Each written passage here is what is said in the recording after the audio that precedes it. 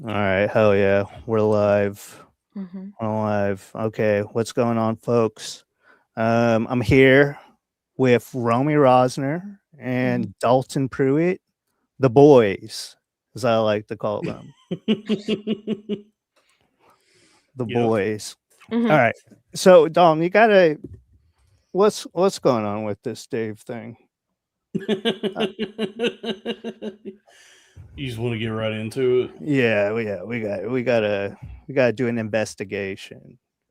You know what I mean? I don't know. I don't know what happened, man. I And didn't watch the video. I didn't watch the video because I'm like, we was uh, all having a good time, and then it just went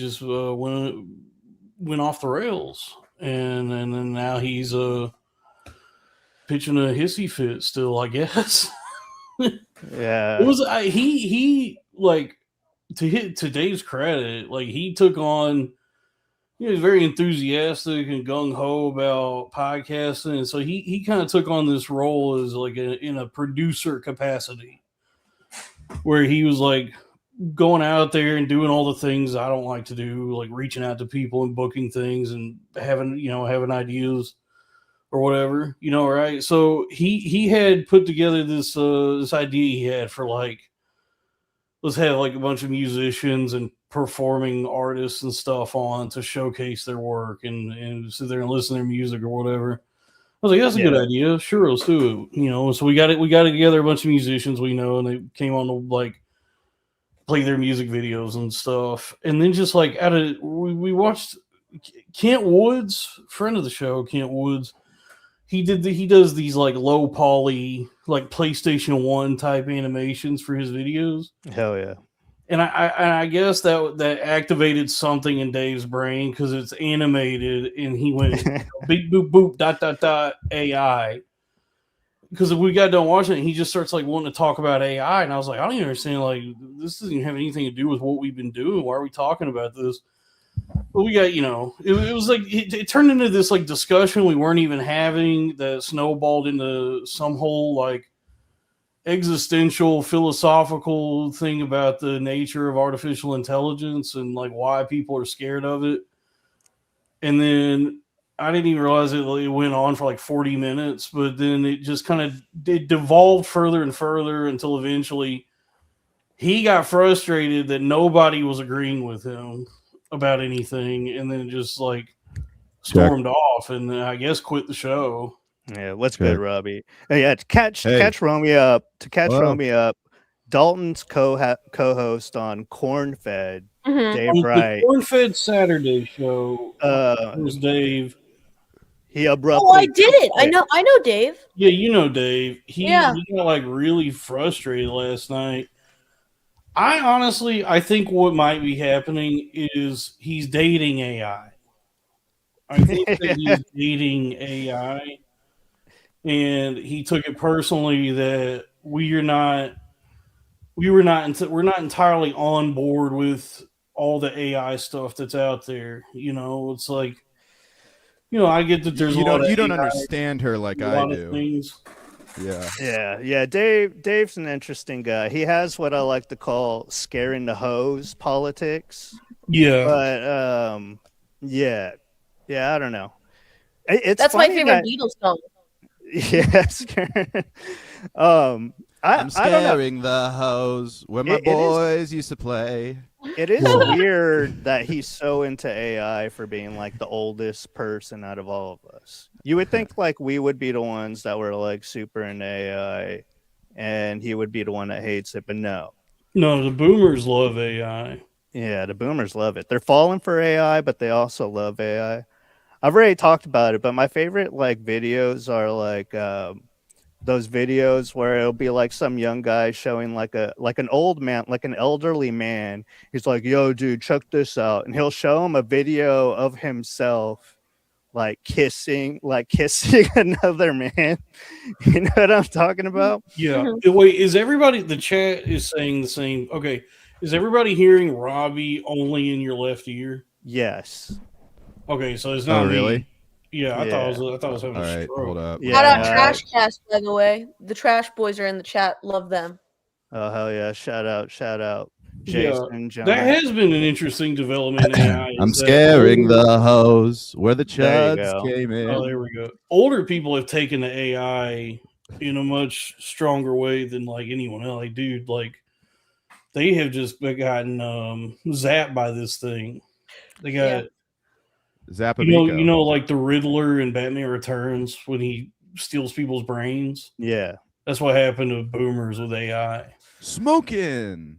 Yeah, I mean, I guess Remember when the Riddler said that? Yeah. it is kind of good for them. Like, I wish Batman Forever. I wish my grandma had like a AI chatbot to talk to before she passed away, because she was just like alone all the time. You know what I mean? Yeah. She'd like call us and stuff, and I'd answer whenever I could. But if she just had like a handsome like avatar chatbot to talk to, that would have been cool for her. Yeah, but I guess that's the danger of it, is like a lot of people spend time alone, and it's talking to, if just talking to the computer, maybe that might just exacerbate your the problems that you're having. Yeah, true. Like when I'm alone, I commune with the universe. I go outside and I listen to the trees. Yeah, I scroll on wind my in the phone. willows. I scroll on my phone for like 8 hours. I do that too. Yeah, with The Simpsons on in the background. Yeah. Yeah. Dude, I don't know what it is. I think I may just be like really like a high functioning autistic person, because like whenever I'm at home, I can't do anything without the TV on in the background. Like no matter what I'm doing, scrolling on my phone, like playing video games, the TV has to be on in the background. I don't know if that's just Mexican. like a... Wait, Yeah, you're playing video games with TV on in the background? Yeah, dude. I call it comforting. It's just It's comforting. It's just background noise. I call it entertainment. I do put music on when I do like chores or whatever. Yeah, but that's like entertainment maxing. Yeah, dude. Concentrating on a video game. Do you have the video game sound off? No, I'm all right. So I'll listen to the video. So you're game just being sound. bombarded by like two different sounds. That's like yes. Dude, there's so many things that that's probably frying your dopamine receptors. Yeah, Drew, I'm not one to talk. What you're saying right now, Drew, and a lot of things that people say nowadays just make me just like, what pops up in my head is just a picture of David Foster Wallace.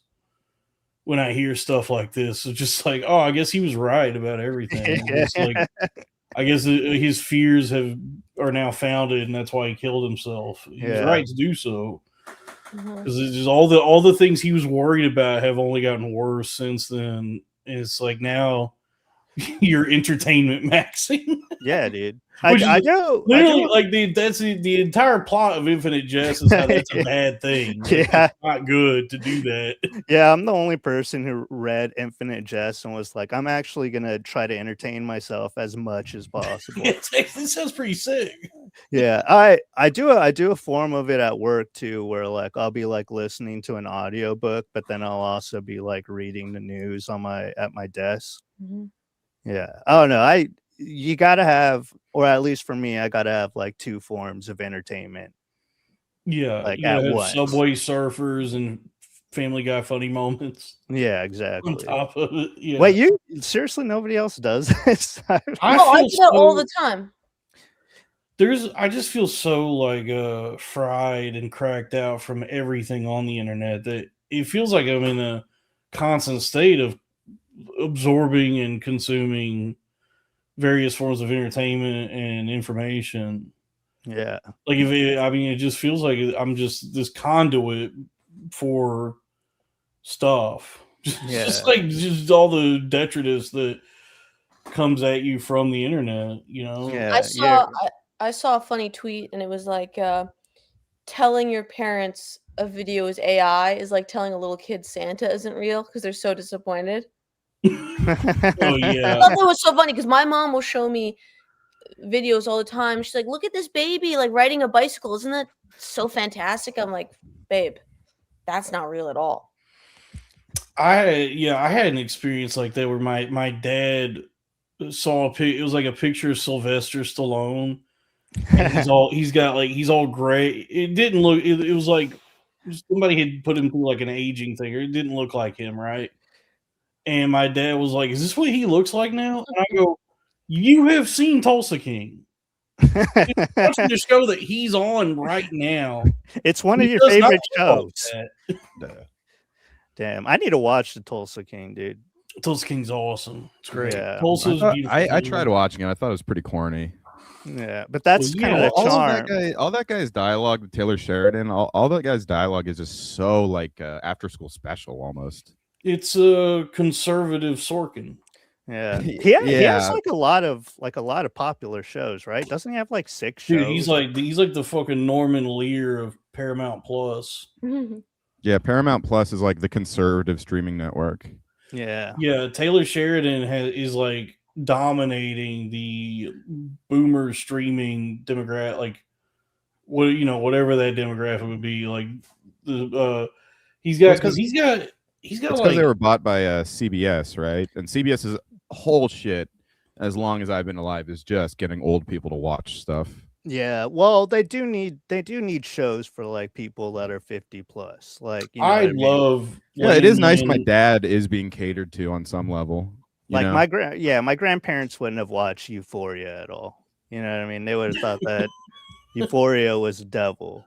And they sure as hell aren't watching that show like with the gay hockey players. What was that whole show about? Was it just like literally about like 2 hockey players that are gay? Yeah, I guess so. All right, that's cool. Yeah, I don't know. I haven't really been watching new I'm not shows. a huge fan of watching gay sex. Yeah. Well, to each their own. You guys aren't ready for that, but your kids are gonna love it. Yeah. Yeah, I don't know. I've been noticing that like on X videos, whenever I, go to like partake before bed, like they've been slipping in, because I'll just like scroll the homepage until I find like a video that I like or whatever. Yeah. But they've been sliding in like bi and sometimes trans porn. And everyone trans porn, like trans on trans, trans on girl, trans on boy. No, like trans on girl, which that's pretty cool, dude. That's double the titties. Which girl. I was thinking about that earlier. Well, it's not any gayer than when I'm watching a regular porn video and there's a guy having sex with a girl.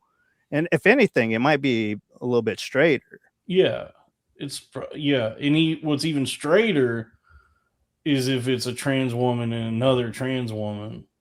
Well, I don't know about that, but that's the straightest thing you can watch. There needs to be at least like one biological female in there. I think. That is, you're right. Yeah. I suppose so. Yeah, I don't know. Well, I'm kind of I'm sad about Dave leaving the show. It's bound to happen, Yeah, podcasting's hard. You guys were like the odd couple. You guys like didn't like you were Jack Lemmon. Actually, no, you were Walter Matthau. He was Jack Lemmon. Mm-hmm. Yeah. And it just, it wasn't going to work. I think it worked in the movie, but it wasn't, the movie's not realistic. Yeah, and also when he said, "I got a feeling like I annoy you or you guys don't like me." I mean, he might have been picking up on something real. You know what I mean? Like, I don't think he's necessarily wrong to get those vibes all the time. Well, the chat has expressed many times like their frustrations with him. I always thought it was a compelling dynamic that it's like, he's like the heel character. It's like in wrestling when they got the good guys and the bad guys. You got Stone Cold, you got Sting, whatever's going on there. But you know what I mean? It's just like, yeah, you have I just thought that you would say stuff that pointed to some of your frustrations and stuff, and maybe there's just a lack of communication when I watched the show. No, I mean, but I was always like, I've always been open about it. It's like there's times when I get frustrated about things and we have disagreements, but like ultimately, I'm never so frustrated about anything, or I'm never like so I never get so incensed that I ever get to where I don't like the people I'm working with. Yeah, You know what I mean? Like, you're always cool and chill. yeah, because I always have maintained that, you know, what I'm attempting to do is put on a show of some Yep. kind. Like, is it no matter how real it gets, it's still like meant to be like the, you know, it's a commodity, it's a performance, you know. Yeah. So because I'm trying to make money, and so that's always been my like under the way I've grounded myself is that, well, no matter what happens, this is meant to be. This is just supposed to be like entertainment for people, Mm-hmm. and I hope it's good enough that they want to give me money. Yeah. And so now, in that way, you know, I know I try not to get to a place where I'm taking anything too personally, or that I'm like, where, you know what I mean? Like, it's just supposed to be like a fun little thing we do, and I don't know. I genuinely don't understand what happened last night. I'm not too like pressed about it. Like, you know, I've people have dipped out before, and it's like, well, I can do podcasting in my sleep, so I'm Yeah. fine no matter what. I mean, it is important to remember that Dave like isn't a comedian, you know, too. Yeah. So, I mean, I don't know how that changes a working relationship, but you know, podcasting isn't for the faint of blart, you know. That is true. Yeah, It's that the is hardest true. job there is. I thought it was. I just thought it was the strangest thing was just that. But I have been seeing a lot of this with AI. Is that the people that dig AI, the people that like it, are very zealous about it. Like they're very protective and defensive of AI, and that is like, it's odd to me because it's just like a consumer product. It's I like, mean, yeah, man, because they're all autistic. And have you ever tried to talk an autistic person out of something? It's impossible. I They, suppose. I don't know if they're all autistic. I don't know if it's autism. I think a lot. I think a lot. I think a going lot on. of them genuinely are. I think a lot of the people that are very into AI are people who are very like financially motivated. Like everybody that I know that's super into AI is trying to figure out like how can I use this to make me money, which I respect. But the other kind of guys who are just like futurists, basically, who are like stoked on it, Accelerationist. just like accelerationist, futurist, whatever you want to say. Yeah. Like they are they in my experience, or at least in my observation, a lot of times they are like autistic people just love AI, and I see the appeal, but You see the key? I fail show So stupid. but yeah, but what was I saying? Oh yeah, and autistic people are incredibly fucking stubborn.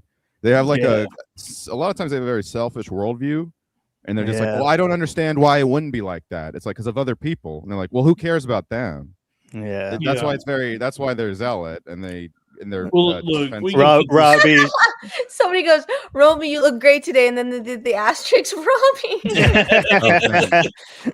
Yeah, we I can wanted put to this. talk about Look, that. Dude, I'm so deep in this fucking chat right now. This is so funny. yeah, listen, Drew, to answer your question, Dave got upset that we didn't want to pay for Claude subscriptions and then stormed off the show. And so it's fine. You know, that's my channel, and I got a lot of things going on over there that you know, I'm very productive as a pie, and I'll be, you know, I'm going to keep doing what I'm doing and building up my empire. So it's all, you know, it's all going to be okay. But let's not dwell on that too much. Let's Drew start your show. All right, let's get that was just the intro, folks. Yeah, I don't know. I'm glad that things got worked over with Sweeze. I was actually a little sad. Wait, have you introduced your guests yet? Yeah. I introduced the guests. Okay. I think so. Did you say the name of the show? I don't know. know. Look, we're still figuring it out. All right, this is only the 6th episode. And also we do a cold start here, Robbie. We just get into things. We don't got time to waste on introducing guests, Or asking saying Setting it asking up. guests questions. yeah, asking the guest questions, Engaging guests. engaging with the chat. We don't, you know what I mean? You We're know, getting right into stuff here. That's the way, I run a tight ship. And that's just the way things are. But what I was saying, I'm glad that things got worked over with Sweeze. If Sweeze, if you're listening right now, I'm gonna drop the whole Sweeze Industries bit.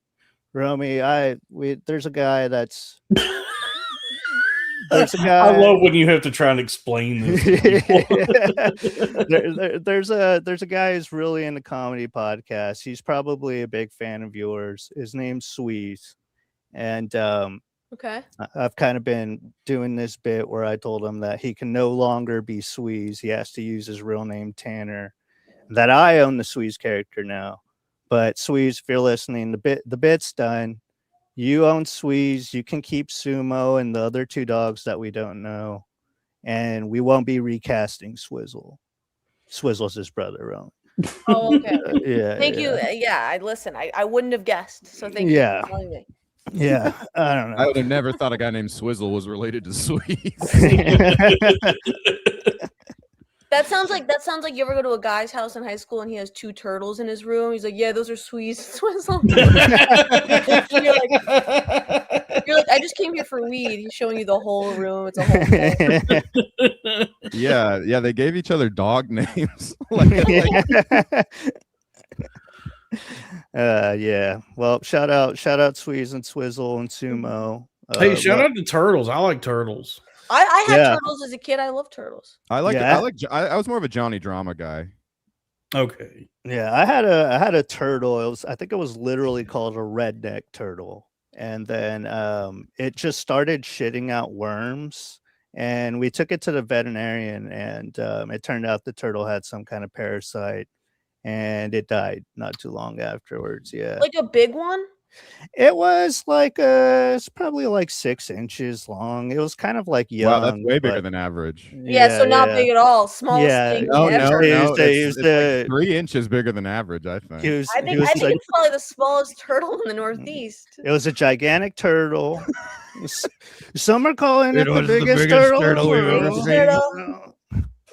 6 inches, A lot of women say that's too big, actually. For Yeah. the butt. But yeah, I haven't really had like a good luck with pets in my life. I think that's why I don't get them anymore. I had like a kitten that got its leg chopped off because it crawled on the air conditioner and its leg went into the fan. Yeah, it's pretty gruesome. No. Yeah. Were you home when that happened or no? No, I wasn't home. We came I feel back like all to of it. all my Mexican friends have pets that die in insane and horrific ways. Yeah, that sounds about right. I think it's because they have so many pets. Unless you My friend has a great joke about his dog dying. He's like, yeah, and it's a Mexican household, so now we only have 5 dogs. Yeah, the only way you can have a pet that lives long is if you get a Chihuahua, and then it'll live for 22 years. Dude, cats hang in there though. Dude, cats do. Let me say this. You think that you want a dog that'll live long. Like you think oh, I want my dog to live as long as possible. But then when a dog does do that, those last couple of years are pretty rough. Yeah, they're rough, huh? Oh yeah, dude. Yeah, when you have a dog that just lives way Yeah. longer than dogs normally do, and it's Well, now that the dog is 17 years old, that dog has not been doing too good for the last couple of years. yeah. My last dog lived to 17, or my family dog did, and the last 2 years were pretty sad. Yeah. But Yeah, it when it's finally over, you think to yourself, well, we should put that dog down like 3 years ago. that is a little nice. That is a little nicer than a dog that dies too soon. I always just it feels so bad too. That's the question. What's the Goldilocks zone for killing a dog? What's the right? I just think Right. I want them to be in their prime, 5 years old, and then I wish it could just pause Stupid. So I'm sorry, stupid. Drew. What were you saying? No, it's just like I always feel bad when I see an old dog and they have like the glazed over eyes, like they obviously have arthritis in like every joint in their body. They're just kind of like waddling around. Dude, they don't Yeah. care though. They're I having wish a I time. could have thrown Robbie a bone for that one. That would have been a hell of a tale if you did that. Oh! Folks, this is wilding out. Yeah. You're barking up the wrong tree. Yeah, that's a good point. That's a really fucking good point, Dalton. That's yeah. Because a lot of times when they get old, their bark is a lot worse than their bite. You know. That is true. Wolf. Bring- Wolf. Yeah, you're dropping some truth nukes right now, Robbie. I didn't know you were gonna come in here and drop some truth nukes. roofs. Yeah. Roof. Yeah, I don't know. Sorry. I also had a bearded dog dragon comedy. that died. Yeah, I don't know. Bearded dragon? Yeah, it got like Who let the dogs out? That was so sick when the Knicks coach did that. That's when I knew they were going to win it all. Is when he said, "Who let the dogs out?" Who at a press conference. That is cool. You got to say it every time, honestly. No, my bearded dragon died because it got like something happened where like shit hardened in its colon or something, and it just like I don't know. I took it to the vet too, and they're like, "Yeah, it's done." So, and then they put the bearded dragon to sleep. Yeah. What's a bearded dragon? You don't know what a bearded dragon is? No. Remember Holes? Did you watch Holes? Hey, yo, pause. You talking about a beard in his holes? No, the dragons from Holes. Remember that? Like the lizards that were super poisonous. Yeah. I don't really remember. It's been forever since I saw Holes. Well, they use bearded dragons for those lizards. Okay. That's cool. But yeah, they're pretty cool pet. They're like a little lizard dog. They'll like kind of affectionate. They'll like rest on your belly and stuff. They're pretty cute. But I can't keep one that will live. Apparently. Oh wow. Yeah, these things. Okay. Yeah. How do you not know about bearded dragons? They were huge for like years. Everybody was getting bearded dragons. I missed the bearded dragon wave, I guess. Yeah.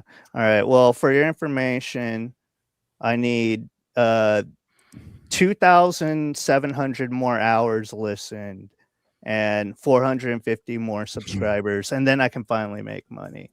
I might do that buy me a coffee thing, but I've been very lazy about setting it up. You've been too lazy to try. Yeah, I'm too lazy to try, dude. Too cool and too lazy to try. Well, that's the reason nobody can afford a house now is they're buying coffee. Yeah. For me, it's a Celsius.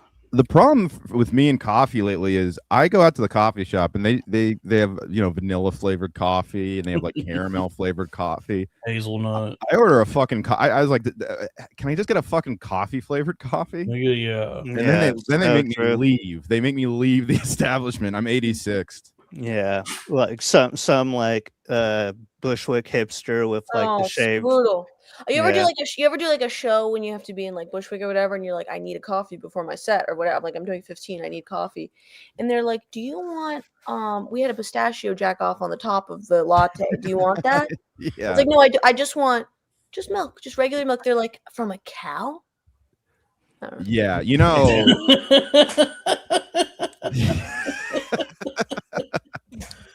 I have become a huge oat milk stan ever since I found out I'm lactose intolerant. Yeah. Though. Are you really? Yeah, I got like blood work done. Did you just become lactose intolerant? I didn't realize that. You converted. Apparently, a lot of most adults become lactose intolerant as they age because like it's an inflammatory in the stomach. Yeah, and you're only really supposed to have milk when you're a baby, I guess, and then that as you age, that like whatever it is that processes milk in your body, like. Oh, but I also see it as Darwinism, like the weak people like Robbie who can't digest a little bit of 2%. You know what I mean? It separates the boys from the men. I drink a big old glass of whole milk. I wish they were more advanced every night, like having ADHD. In war, you follow the lactose intolerant people. That's what they say about ADHD. They say like, look, it's a disability, but if you're in war, you'd be the best at it.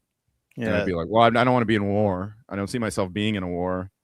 So now I can see. now I being just in like war. can't clean my room. Yeah. So that sucks. Yeah, some of the Jewish guys at my work just don't do dairy at all. And I think it's because like of the Jewish rule, like you can't mix dairy with meat. Mhm. So they just don't even take a chance and they just cut out dairy altogether. Right. Wow, they would Yeah. not survive in Pink Floyd's The Wall because there was constantly people telling them to eat pudding with their meat in that album. No, Robbie, it's different over there. Pudding over there just means dessert. Oh, Yeah. never mind. So it could have been just like a slice of pie or cake or Well, that any stuff all sort of has dairy. you Yeah, know? they could be talking about that black pudding that comes Yeah. in English breakfast, which I still don't know what it is. Black pudding is pig's Jell-O? blood. It's Oh. pig's blood. Yeah, All right, it's well- like burnt pig blood or something. I've had it before. It's gross. Well, they can't eat that either, so it might as well Yeah. be dairy. Black pudding tastes like this, but white pudding tastes like this. Hey, yo, But, I'm pudding. No, yeah, in the UK and them, them The British pig's blood. places. The pig's blood. You know what I'm saying? Yo, we got some pig's blood up in there. It's Lil Wayne trying it.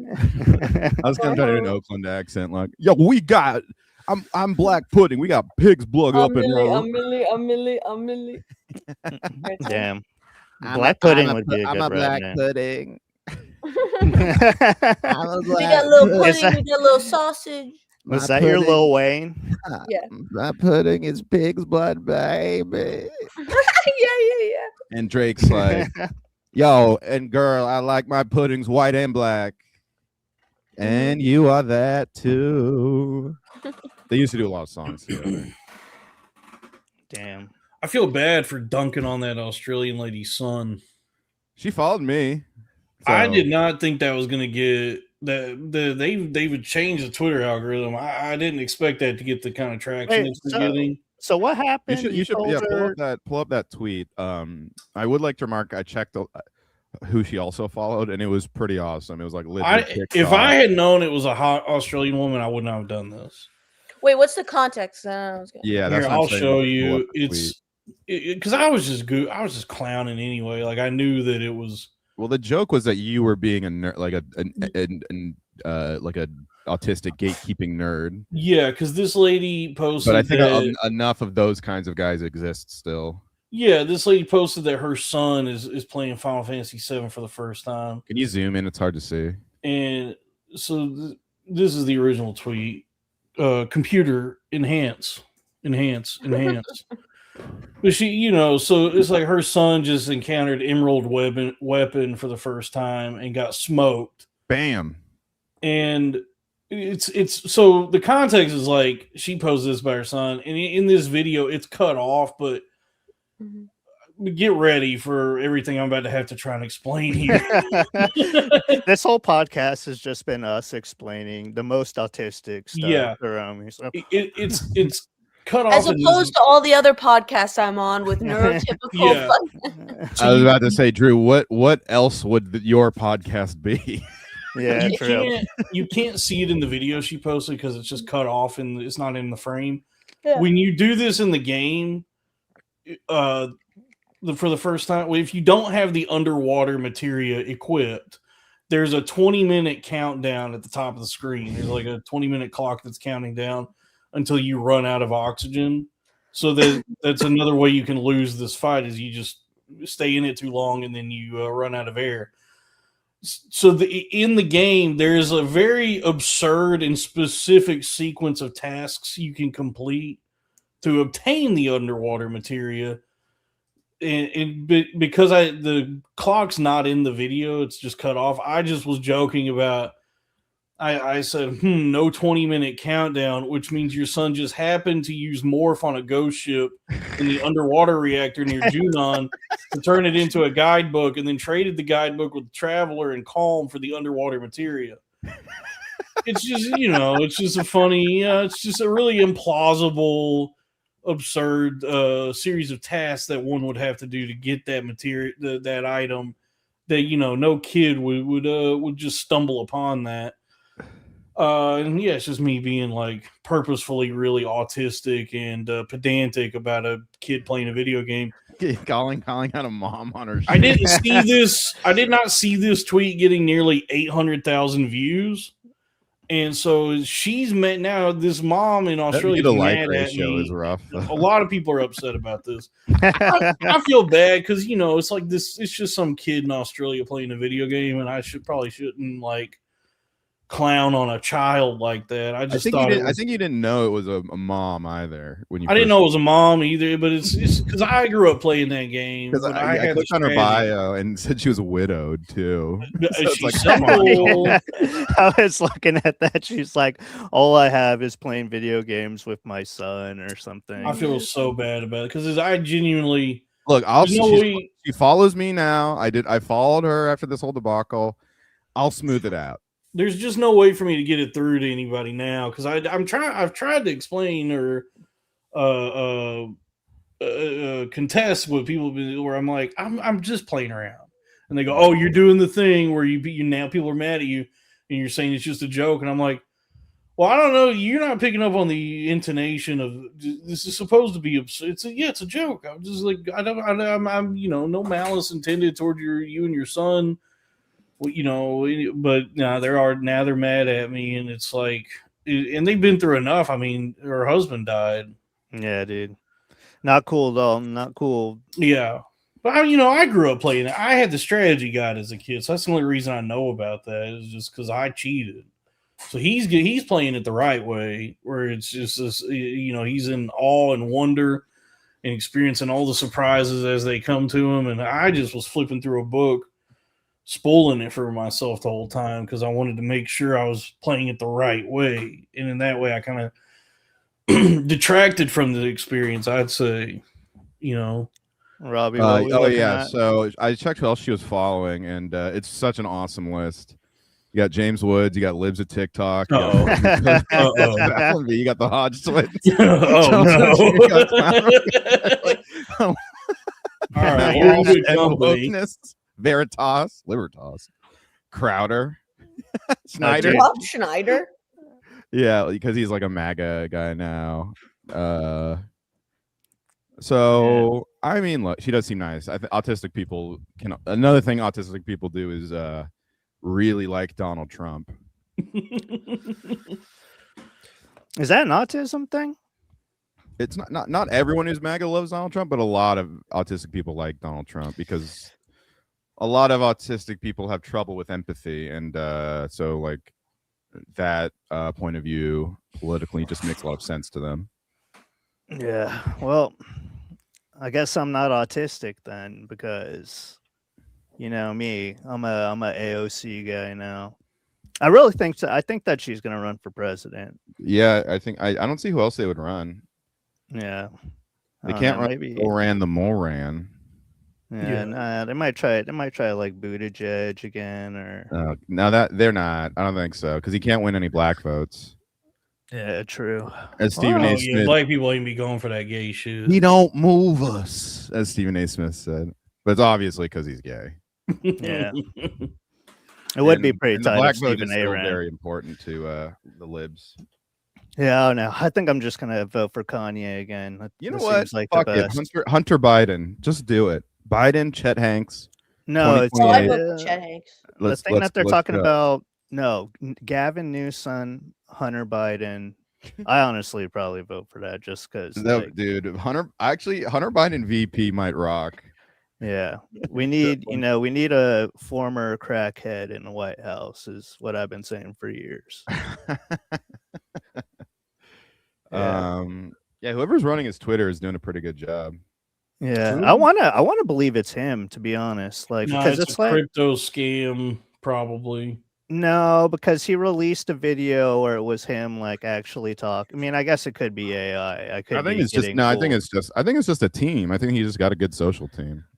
Yeah. There's a lot of speculation that it's like a long con crypto scam because he's like bull posted about Bitcoin and other like cryptos and stuff, and that's where a lot of people were like, "Oh, okay, so he's gearing up for a fucking meme coin scam." Maybe I think that's just also that's also a political thing, right? Nah, It's he like, doesn't need a meme coin, dude. He's selling his paintings of flowers and stuff.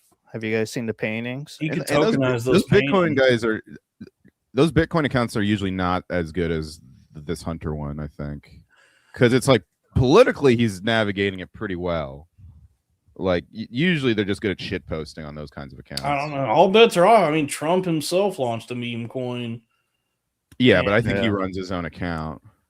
Who Trump? So you think Trump runs his own account, but you think that Hunter doesn't run? Somebody's definitely running. No, I Trump. think they both. No, I think Trump. I think because I think Hunter has a team, and they're doing a good job. Trump but has I a don't. team. Yeah, I think they're just. I think they're just trying to. I think that them just want to figure out how to win back young men. All right, guys. Romy's bored to tears.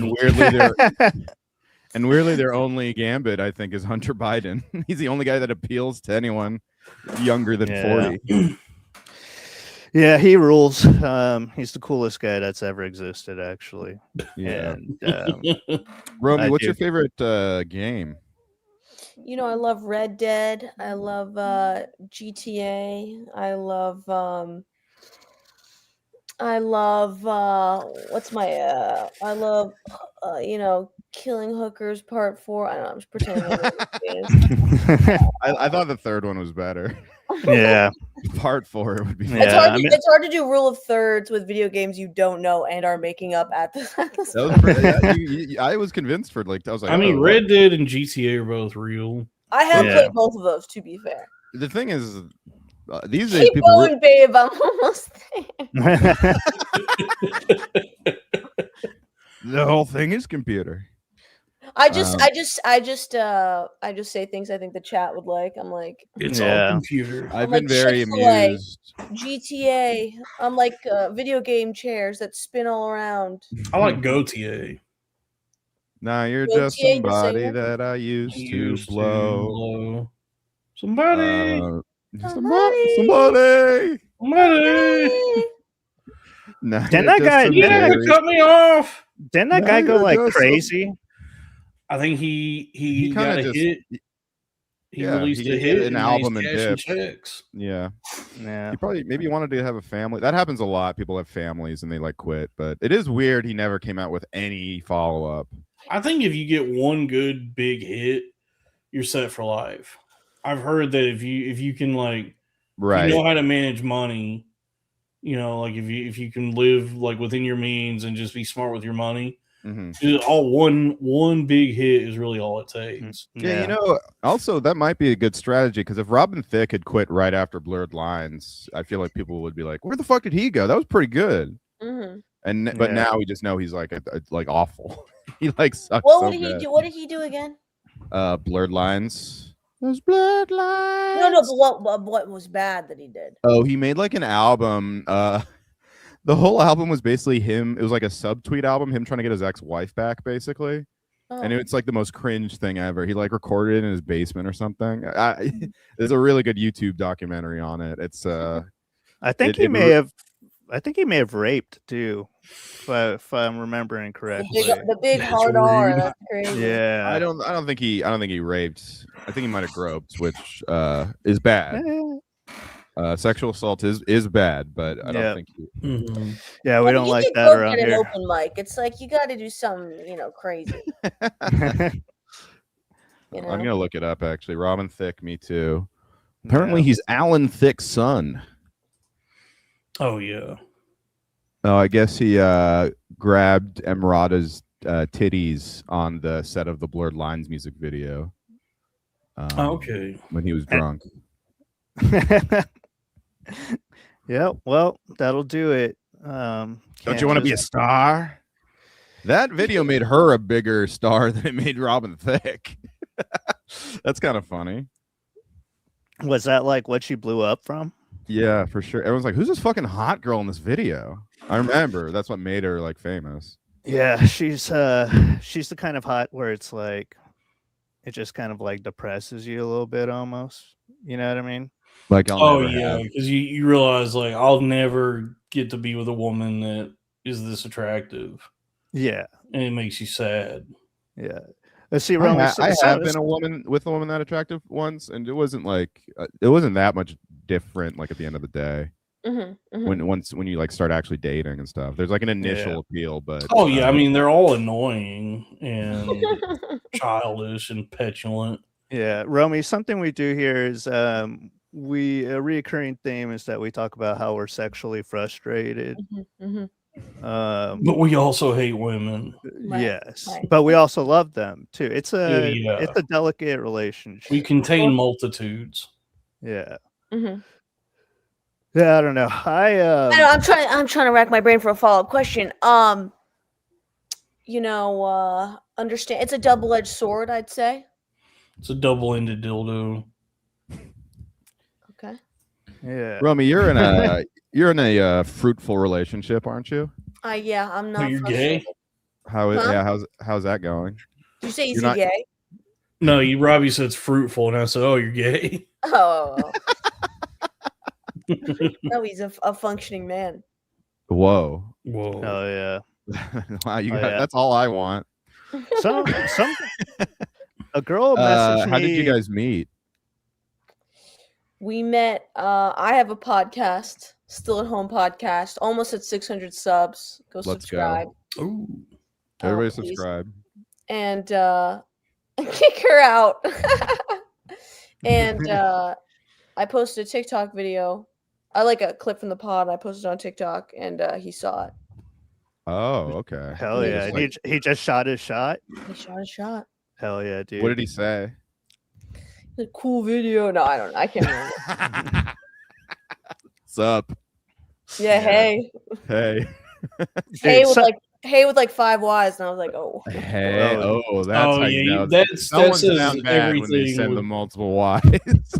a hey with 5 Ys says everything while saying nothing. Oh yeah. I like to do the fire reaction to girls like stories and stuff. That's usually my I've heard go-to that. I've thing. heard that's obsolete or something.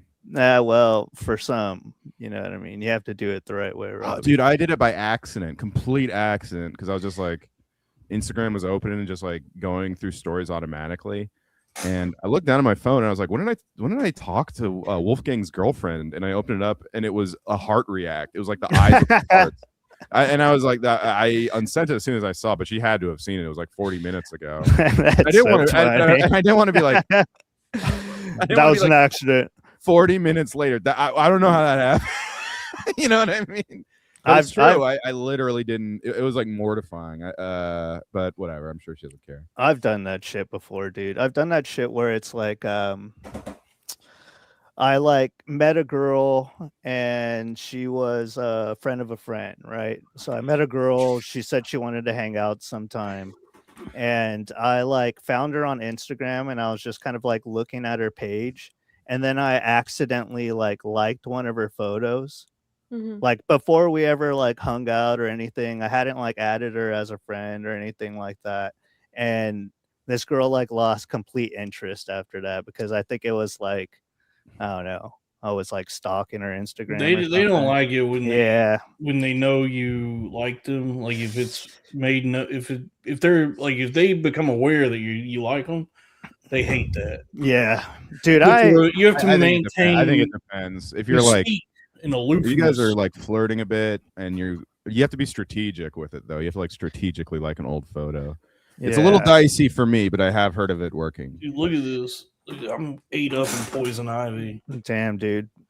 Damn, that sucks. You have poison ivy and poison HIV. That looks bad. What were you doing that you got it like on your arms? Were you like walking through some tall shrubs or something? I don't know, dude. I guess I was rubbing poison ivy on my arm. I was rubbing poison ivy all over myself.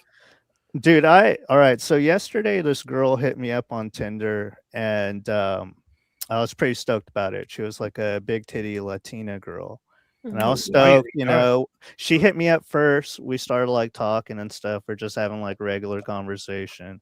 One of my pictures on my Tinder profile is like that sad picture of Jack from Lost. And she was like talking to me about that. She's like, why is one of your pictures Jack from Lost being sad? And I was like, that's how I feel inside, you know. So she thought I was deep. But no, we were like talking back and forth and having regular conversation, and then she was like, "Do you think you want to like hang out?" And I was like, "Yeah, sure." And then she sent me this message. It was crazy, dude. It was like, she's like, "Look, I'm just gonna be straight up with you. I have been super depressed. I have like a young son, and I'm about to lose custody of him. Jesus. I've been like." Yikes. I've been thinking about jumping off one of the bridges. And I was like, what the fuck's going on? I mean, she was like, I think I've been thinking about jumping off one of the bridges, but the thing that might change my mind is if I have an orgasm. Is what she said to me. That's so Whoa. much. I would never be able to get hard. That is I would so have said much you that is lost so me much at fucking some. pressure, dude. Dude, it was so much pressure. So then like this thing where I was like, I thought that I like found a chick to like hang out with or whatever. It turned into me spending like a few hours trying to be like, look, you shouldn't jump off any bridges, you know, like you never know what's gonna, like, basically just trying to like talk this chick down. But then also I didn't want to like go hang out with her because I was like, what if she snaps and she like stabs me or something? I had like a very high fear of like being I mean, stabbed that's by this woman. she handed you red flags on a fucking plate. And I know it's easy to have scarcity mentality as a guy, but it's like she's giving you the fair warning there. Oh Like, yeah, I mean, I never would have done it's it. You know hard what I for mean? it's hard for women to lose custody. The courts I- usually side with the mom. That sounds like a bot Yeah, maybe it was or like a a man. maybe it's a Japanese teenager fucking with you. Yeah. It may have been somebody trying to scam me out of money or something. I don't know, but Oh, I, I'm it so was sad, and I'm definitely a woman. Yeah, was- yeah. Mm. Oh, I love having big boobs. I'm going to kill myself. Yeah. Please fuck me before Also, I like kill not myself. knowing the name of like a bridge in New York is hilarious. You know what I mean? Like one of the bridges. Oh, mm. you Yeah. know the gold is Golden Gate in New York. Yeah, the yellow Beaten Bridge. Yeah, she said she was Googling trying to figure out which one was the tallest one. The RFK Junior Bridge. Yeah, so I don't know. I felt like I was like, How well, about the obviously Gate Bridge? I can't have sex with this woman, but also she did present the situation. Not with that attitude. She did present the situation where it was like having sex with her could save her life. So I was, you know what I mean? I was. I think that's the new Nicholas Sparks movie they're making. Yeah. So, but also she did say like an orgasm was the thing that may have saved her. So obviously, you know, like even if I have sex with you, I can't promise that'll happen. her life was in my hands, and You were like, "Oh, it would be the first time ever for me too." Yeah. So that was like Yeah, it's like if I save your life, I'm also gonna buy a lottery ticket. You know what I'm saying? Yeah, no, exactly. I've been. Trust me, Romy. Yeah, Drew, you're in the Death Star, like 1 in a million, 100 million chance thing. Yeah, it's like no one. I've never done it before, but maybe. Yeah. Speaking of, I mean, lottery like tickets, that's an insane thing to text before you've even met someone, too. Yeah, it was a lot of trauma dumping, and I felt very bad. And she needs AI. She needs to talk that shit out with AI for you. You know what I mean? True. No, because AI gets people to kill themselves. Yeah, she's talking to AI. She's not going to be here anymore. Robbie. AI would just tell her like what the best bridge is to do. That's funny. I think it does try to talk people out of it, though. At least. Yeah, but what I see from that is just her. It's kind of a cry for help in some ways, you know. Like, I'm just saying, if she's not in therapy, she really should be, and that's really what I'm trying to say. Yeah. None of that's crazy to trauma dump on someone you haven't met like that, and she probably knows that it's gonna like scare a guy off or something. Yeah, maybe. I don't know. I've never had great experiences with Tinder. Like, one time I went on a date with a girl and she wanted to go to this concert. So we went to the concert, we're like drinking and stuff. And like a few times when we were there, she was like, "Hey, I'll be right back. I got to go do something." And I'd be like, "All right, whatever." And she'd like leave for 5 minutes and then come back. And at the end of the night, I was like, "So what were you like leaving back and forth for?" And she was like, "Oh, I'm selling coke right now." No, that's And cool. yeah, You're like, no, that's super cool. yeah, You love women that's entrepreneurs. super cool. Yeah, I love when I'm on a date with a woman, but she's also doing business on the side. Drew, it's crazy you've dated multiple coke dealers. Yeah. Well, Taylor wasn't coke dealer. She's well, probably shouldn't say that stuff online, but yeah. I didn't say anything. Yeah. You were saying to yourself. Entrepreneurs. Yeah. I don't know. It's a sketchy. It was a little weird dating a drug dealer. Romy, I dated a drug dealer for like 3 months. It was very interesting. She's also a comic, and I've realized that combination of things, comic and drug dealer, is Well, not. they're synonymous, you know. Yeah, it was not a very good combo, Yeah. and it also turns out that dating a comic really isn't cool at all. Mhm. It can be, but it can also like No, it can't. Yeah, I don't know. Yeah, it was a lot of there's pros and cons. Like ideally, you'd just want a more emotionally neutral person. I don't, you know what I mean? yeah, I don't know. Which comics aren't usually. But if you do find someone like that, it's great because you kind of understand each other's schedules and stuff, which can be challenging with other girls you date. But yeah, ideally you'd want someone who like believes in your dream, I guess. Yeah, I just Like a think normal girl that believes in you would ultimately be the ideal kind of person to date. Yeah. And I think you're right that like I'm actually, now I'm thinking about it, overall I think dating comic, I mean, Yeah, but I see a lot of guys that date like chuckle fuckers, and I'm like, you're in the greatest position of all time. Oh yeah, I mean, that's those pretty people are sick. kind Just like of I will Chuck- see comics, and then they bring their girlfriend to a show, and they're the kind of girls that go to every show, which is like, God bless you, sweetheart. And I look at them, I go, wow. yeah, that's pretty cool. Just like a girl who's just if a has girl a comes- regular job, but she loves comedy and she's like looking to. or she likes your comedy, like that's ideal, right? Like I suppose. yeah. I don't. Comedy's a fucking cesspit of degenerates and layabouts, and I won't have it. Yeah, I don't know if Hey, you. man, there's clubs like the Stand, which is full of like, the meanest girls who were popular in high school kind of girls, Yeah. So that's a different kind of girl.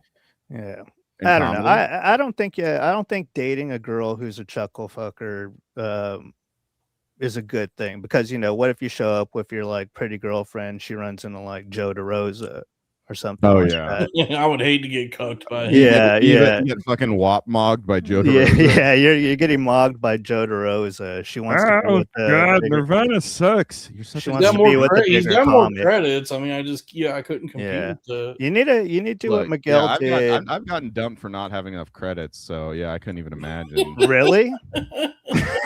What were you dating, a booker? That's hilarious. That was, I mean, Robbie I dated said Mitzi Shore in her day. I said that jokingly, but it might be true. It's a big exaggeration, but it was a bigger thing. Yeah. I mean, but it speaks to a larger issue, I would say. The soul of dumping me for TV credits, the soul of that statement is true, if that makes sense. Yeah, just you. I don't know, man. Yeah. Just getting just getting kind of leapfrogged by a comic that you're dating, and then suddenly they're like, ribbit. Yeah, they're too big for you, because they're like, yeah, well, you get big timed by your girlfriend. She's like, well, I don't want to be with a middle. I've been on the Real Ass so. podcast more times than you. So. Exactly. Yeah, literally. I mean, this isn't gonna work. Yeah. I mean, that's happened with me. I mean, I've talked about this ad nauseum. But it's happened to me with close friends too. And it's a very, very strange feeling that someone that you thought you were close Well, with. Robbie, if it makes you feel any better, most people in any field are only interested in their own self-enrichment and themselves. So it doesn't, whether it's comedy or an office job or wherever, most people are probably just going to fuck you over and I know, and you that's know, like really are not that invested in you. They're investing in themselves. yeah, but it's like You even if you know. have like a, I don't know, it just sucks that like it can suddenly become or at least feel so transactional after the fact when you're like been close or intimate with people, you know, or you know, in comedy especially, like in your same field. But yeah, I do recognize how much like. Yeah, it's just, you know, it's just that feeling of like at a certain point feeling hidden, or they want to hide you publicly, but be there, You hide my dick in whatever. your ass. Well, Robbie, it That too. separates these experiences separate the wheat from the chaff in regards to your Wait, the friends. wheat from the chaff? The wheat from the chaff. The wheat from the chaff. Oh, the wheat from the chaff. So I'm the All right. wheat. Yeah, see, all your Well, good friends. Now like, Robbie's gluten free, so yeah, the whole wheat. I'm actually not. I got tested for that, and I am not gluten free. you ain't got the celiac. No, I've got a celiac. You're a silly hack. No, I'm not. No, I'm not. No, Robbie, it's a joke. Yeah, It's a play I know on a lot. words. Look, that's just what she said to me right before she broke up. No, it shit. sucks. Yeah, I guess I've been a little. I don't know, the you know, that grief comes in waves thing. I think it's like, Yeah. Surf's up. Have yeah, you been getting out there? You on the apps and stuff? What's going on? No, I haven't been on the apps too much. I'm kind of like trying to like I'm getting more proactive in general, but it's like a step-by-step thing. Like I'm making sure I go to the gym at least 3 times a week again. I'm making sure I'm booking shows again, or at least doing something in the world at least 1 or 2 nights a week. And Yeah. I think people are turning off the apps. yeah, I've never been good at them or enjoyed them. I did them for a long time, obviously, and I deleted them, and then I met someone. You know what it is? It's the apps. yeah, there you go. The apps, and it's the same as any sort of like tech startup. Is that when it first gets rolled out, it actually works and is good. But that's how they like infiltrate the market, and then. But you gotta remember, like, it's all capital extraction. They're trying to make as much money as possible, so they get in by actually providing something that kind of works, and then over time, it's just then it becomes like, how can we squeeze people for as much money as possible? And so it's like the same Tinder, Uber, DoorDash, all these things. Uber. The first like year that they exist, it's like this actually works and is a good thing. And you cut to now, and it's like this is overpriced and doesn't actually work. Yeah, Airbnb is fucking cooked. Yeah, they're doing like the crack cocaine marketing style, where they give you a little sample of the good stuff, and then you just keep on. It's more so that they like operate at a loss to like get their foot in the door, their name in there, and then they like ream you up the ass at once. Yeah, that's how you get fucked on Tinder now. That's the video game console strategy. Like they always lose money on the hardware and make it back on the software. So they're way overcharging you for games. But when you get like the actual Xbox or PS5 is good value itself. Yeah. Yeah. Well, that's what we tell ourselves. Hey, I got software that can become hardware. You know. Oh yeah. How about Chris Softwick? Okay. I'm flaccid. That's Jerry Seinfeld. Oh, yeah.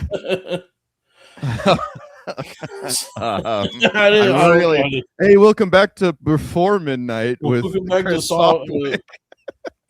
Yeah, Before Midnight. I do like Chris Softwick.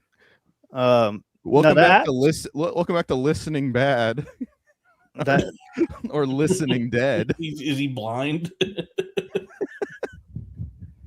So there's so many times where like there's just like a joke that's like between Robbie and Dalton. It's funny. More often than not, it's a joke just between Robbie and himself. Huh? Do you not know who Chris Hardwick is? I don't know. He was the nerd guy for the longest time. He was like the guy that kind of made being a nerd a big thing. He was on TV all the time. He would always do the after show for Walking Dead and after. Was that the Breaking guy Bad. from like I do know what you're talking It's about. like if Ryan Seacrest watched Doctor Who. Let me look That's it up. that's the perfect description. Yeah. So we were saying Chris Softwick would host Before Midnight and Listening Dead because it's the opposite. Was this guy was he in The Walking Dead? No, He he did the hosted after- the he did show the after after The show Walking Dead called called- Talking Dead. And which is a clever pun, Talking Dead. Okay, that's a pun. But then he did the Breaking Bad one. It was called Talking Bad, and it's like, Yeah. what is that? And What then is that he did title? one. He even did one for Better Call Saul called Talking Saul. I Damn. missed that one. Damn, dude, that's what sucks. I guess I caught up too late. Yeah, he there was got, like a little. he got me too'd in a weird way where it was like one girlfriend was like mad at him or something. He was never even named. It was a Medium article that came out that danced around, like actually saying who it was about, but everybody could infer from what she described that this is Chris Hardwick.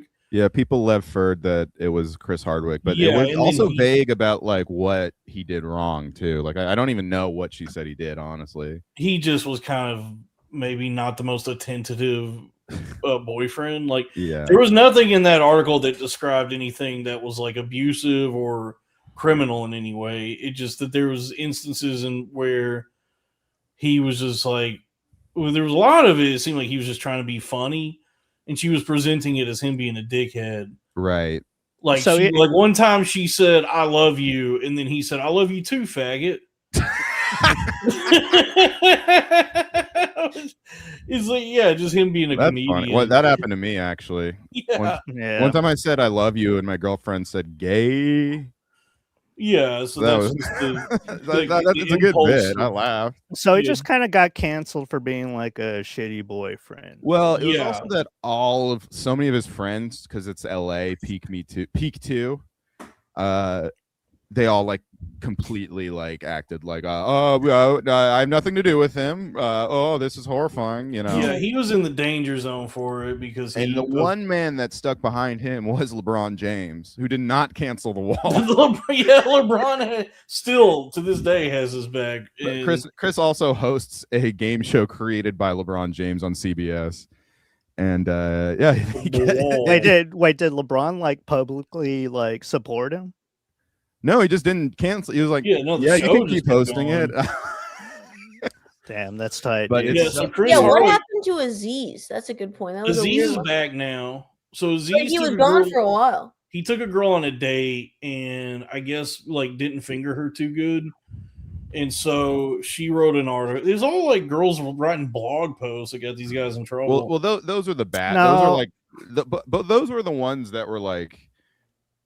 I remember the Aziz one was the official, like, all right, are we going too far moment? Yeah, Aziz's was like he went on a date with the girl, and then she came back to his place, and then they had consensual sex, and then afterwards she was like, "Actually, that kind of sucked." I remember that article. That article stunk. The You know, problem I got- is, because there was something in that article where she was trying to like paint this picture of him being a bad guy or whatever, and one of the line items of like, well, why he is a problematic or a predator in some way. Like one of the things she described was that he got the wrong kind of wine to go with the fish. And I'm like, well, all right, come honestly, I could on. see that. dude, when I read She fucked the up the wine. sex escapades that she was describing, I was like, all right, she's just accusing him of being a fucking dork, which is funny. It sounds like he's guilty of being an Indian. That's yeah. Yeah. I was trying to think of how to say that. But Yeah. And honestly, by Indian standards, like he's like a pretty charming guy. No, yeah, he's like yeah. Mike Pence compared to most Indian guys. if Yeah. that article is all he did. Yeah, But I and feel like a he lot of had that to- discourse around it. I think the problem is Aziz painted himself as like a woke bae feminist guy. So, and they're always a lot harder on those guys. Like I actually think that's why Louis got it so bad too. So all these guys were living out too hard, and then their own Yeah, they people caught came they, back. they caught the intoxicating fumes of MSNBC. Yeah. Yeah, dude, they were mad Al Maxing. Well, because Yeah. right before was like peak like male feminist guy. You remember like performative male feminist guy was very Oh, yeah. chic. Like I actually like Hillary. I love Lena Dunham too. I actually do like some Lena Dunham stuff. but- Yeah. You can't lib out too hard. You can't live out too You hard. you don't want to live too close to the sun. That's Well, you for have sure. like Jamie Kilstein got canceled, similar thing, just because his like ex said he was a bad boyfriend or whatever, and like a horn dog and cheated on her or something like that. But because he was in like a leftist space, they came down on him super hard. Yeah. Not that I shed any tears for him. He's obviously just like a fucking grifter. He's like a libertarian Christian guy now. It's like such a. There's funny nothing thing. wrong with being a grifter. Everybody's just trying to get their bag. But I like Dalton's point that if you're a liberus and you fly too high to the sun, you know what I mean? Yeah. You Oh feel yeah. Oh, Well, yeah. especially if you're in any position where you're just like looking down on others and scolding or whatever. It's like you better have a fucking clean rap. Yeah, you 'Cause, can't live out unless you have a clean closet. Yeah. Yeah. And most people with clean closets, unless they're like hella religious, usually they're not that judgmental like that. Usually it's the people who are super performative. I'm a good guy. It's like, Well, all right, look, what are you compensating for if you have to remind everyone? Scripture says, like, he who is without sin cast the first stone. Mhm. And that was the problem, is like all these people were casting stones at one another while they all sinned, you know? And so it inevitably it just kind of imploded on itself. Because there was nobody was like truly righteous. It was just everybody was condemning one another and trying to they were all trying to be very pious and whatever, and it didn't. So it's nice that's I guess like the pendulum did finally swing, and it's like the one silver lining of this terrible era. Now it's happening, and now it's happening on the other. I mean, when you think about it, both sides are kind of the same, because it's happening on the other side now, where like everybody, all the like Nick Fuentes was like this darling of the right for a long time, but now they're turning on him because he's like not as hard. He's not a Republican. He's not like a party Republican. He's also a contrarian. It's like, yeah, dude. Like, yeah, he's just he actually is. I do kind of respect how transparent he is in his grift. Like, he seems to be really just out for himself more than anything. Oh yeah, and yeah. It is like the Ryan Gosling character in Big Short, where it's like, would I buy a car from him? No, but I do respect how how like openly a piece of shit he is. Well, it is funny that the establishment was like they were kind of opening up a door to him, and he was like, no. I'd rather be a little weird gay kid in Chicago. Well, dude, have you seen like the donations that he gets? Like, people just like give him like $100 just to. Oh yeah, dude. If you're a racist, hey, that's my whole fucking business model right now. But the thing is, like, he shits on like 90% of the people who donate to him. Hey, they like it. It's if like that works, it works, dude. Yeah, I did think it was funny. They are either fellow Nazi, like there's a lot of like old people who are hella racist, and they have a lot of money and like no wife or kids to spend it on. So that's why those guys make so much money. It's a lot of like old dudes with like that is the business model, right? Dude, I'm trying to cash in on that. Yeah, I've been telling you guys, we need to get some old folks in here. We need to get some old folks in the chat with deep pockets. And is there a way to do that without like being a white nationalist, like to get those lonely old guys? I guess the Dabbleverse. You got to be a white nationalist. Yeah, Rob, you got to make a decision. It's like, yeah, you can either be a white nationalist or you can be broke. Are there other things old lonely men with a lot of money like? Football, hunting. You can golf. Start a hunting podcast. How about Turkey club sandwiches? Yeah, we should make turkey club sandwiches. That's what we should. We should start selling sandwiches. No, we need to do the jerky idea. Hey, stop trying to get in on my sandwich grift. Yeah, I'm working this corner. I actually did order Joey Rose's today, and it was very, very good. I did enjoy it quite a bit. Yeah, what were you over there for? Oh no, they I just got it delivered because they have. I think the stand has a Joey Rose's Ghost Kitchen because that sounds like scary. Yeah, I wonder what happens when you pick up from a ghost kitchen. Is it like entering a haunted house? No. Yeah, enter if you dare. Yeah, I don't know. I like you can have your sandwich with no delivery fees if you spend one night in the ghost kitchen. The scariest part is when the ghost flips an iPad around and you have to leave a tip. fuck, dude? I got a tip of ghosts. I hate when I leave no tip on there and they go boo.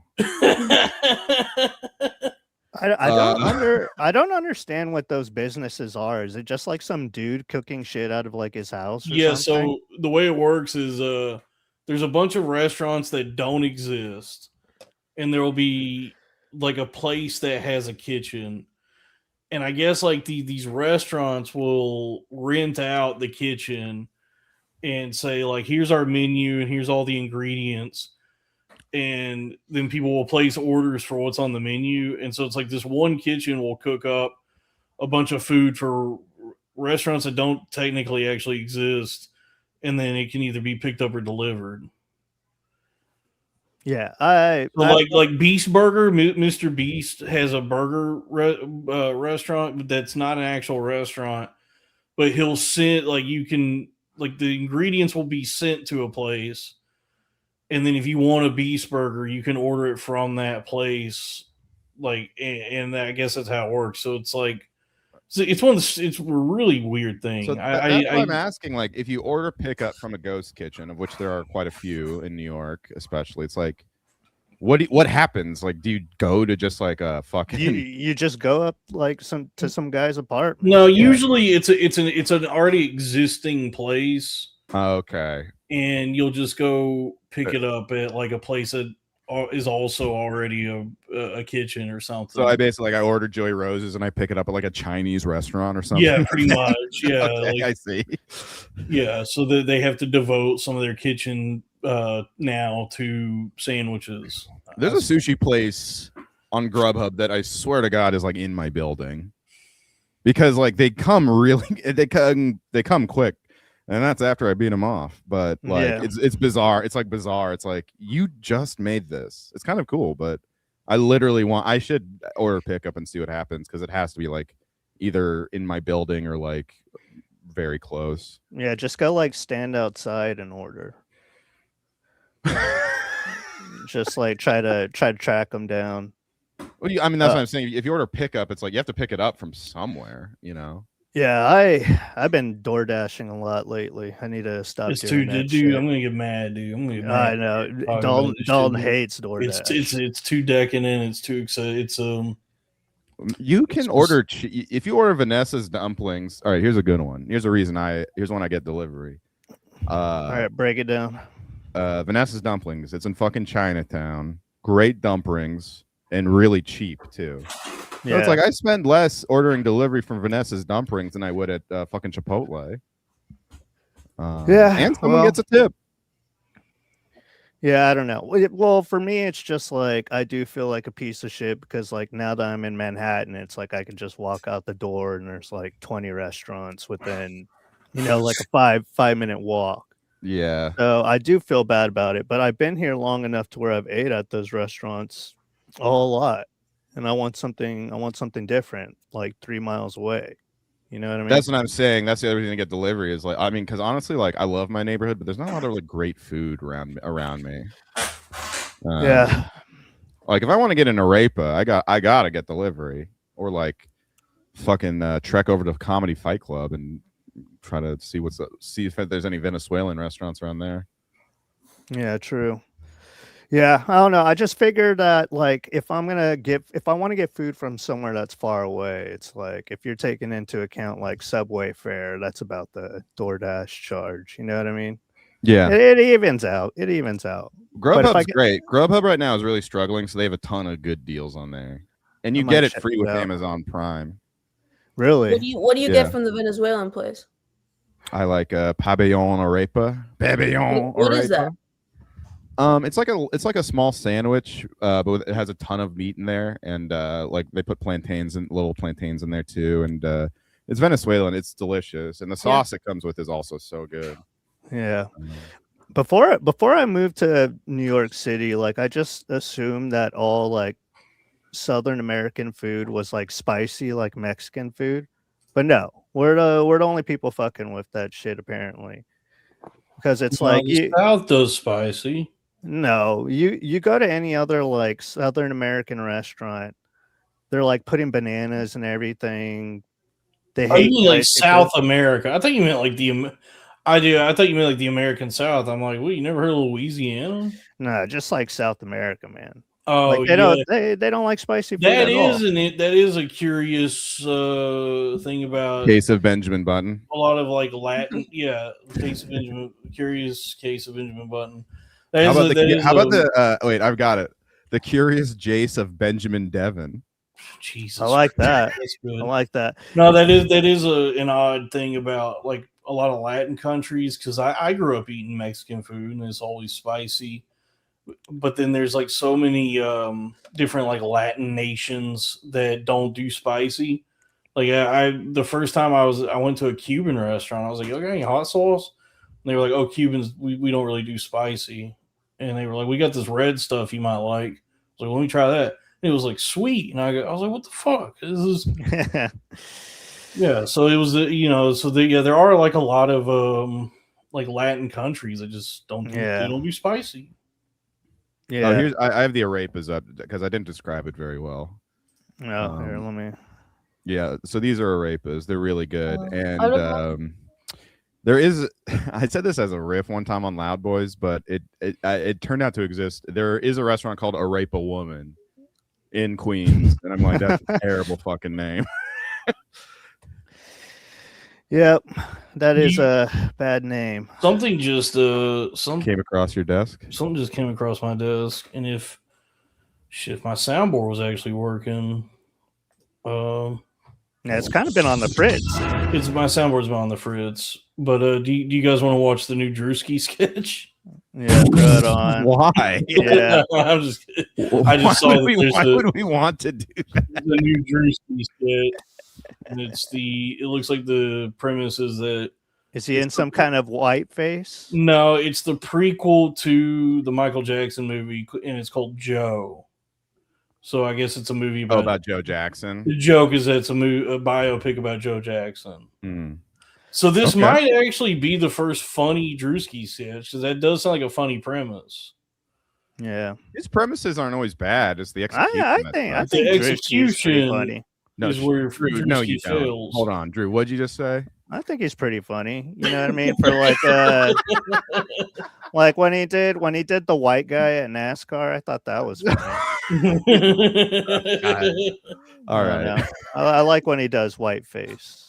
It brings Yeah. me That's joy. what I'm saying. It's like his fucking his makeup does a lot of the heavy lifting. He's got a lot of money that he can afford to pay these people to do these makeup for him. And whiteify him. Yeah. Yeah. By the way, I have a family subscription to Wi-Fi. It's just all the music of Merle Haggard and Glenn Campbell. You know, those kinds of, you get it. David Alco. Yeah. It's a streaming app for music, but it's just white guys. Hmm. It's called Wi-Fi. Oh, okay, yeah. That's sure. the joke, folks. I like that. Anyway, so what else? What else? I don't know, dude. Do you guys like songs? What else? Romy, what kind of songs you like? I what you listen been to a lot listening of to? what's that? What you been listening to? Let me pull up my Whiteify. Let me see. I have Wi-Fi Premium. It's just Compound Media. I got right at the top 3. I got Jennifer Lopez, Oh hell yeah! Ooh. Little Jenny on the Block. Yeah. She's fun, yeah. I got Jackson 5. Nice. Oh Yeah, wow. Jackson. All of them. I got Weezer. Yeah. This is just in my what I do the most. Yeah. Do you do the Billy thing where Ray you listen to- Cyrus, Oh, Billy Ray. Yeah, that's good. Billy Oh, yeah. Ray. Leonard Cohen, Paul Anka. That's it. Oh, dude. Anka. You're listening to a lot of Achy Breaky Heart. I love that shit.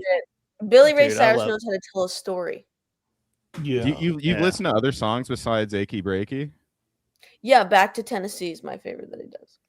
Oh. Back I had to no idea he had Tennessee. more songs than that first one. Yeah, a big That was Billy really Ray good. Cyrus head. I like Miley Who does myself. That's cool though. So that's very eclectic. What's like your it? It's favorite very kind of it's very music? schizo. It's a very bipolar playlist, but it does the trick.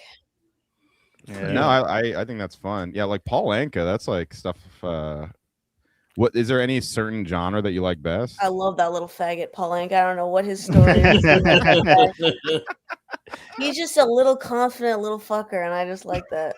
He's like Joe Pesci in Goodfellas. Yeah. He is kind of like that. I like Paul Anka too. It's just it's a random pull for a Was Gen he Z girl. Canadian? Where was he from? Paul Anka? Yeah, let me see. Paul Anka, Mall Anka?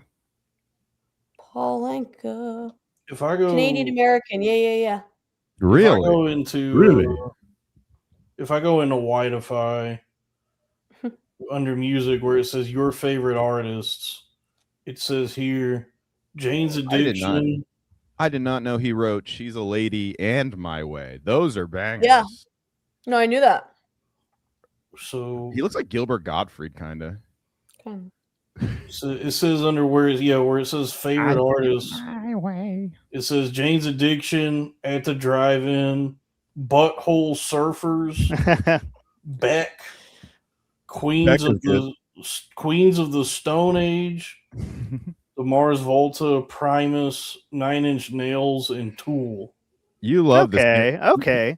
It's only Dalton likes good music, but it's all bands that like you will see like one woman at a concert. Yeah, I mean it was like 6 out of 10 Scaring the Hose music, but that's not bad. I think mine's more Scaring the Hose music. Mine would be like Death Grips, Mars Volta, 10 Tricks Point Never.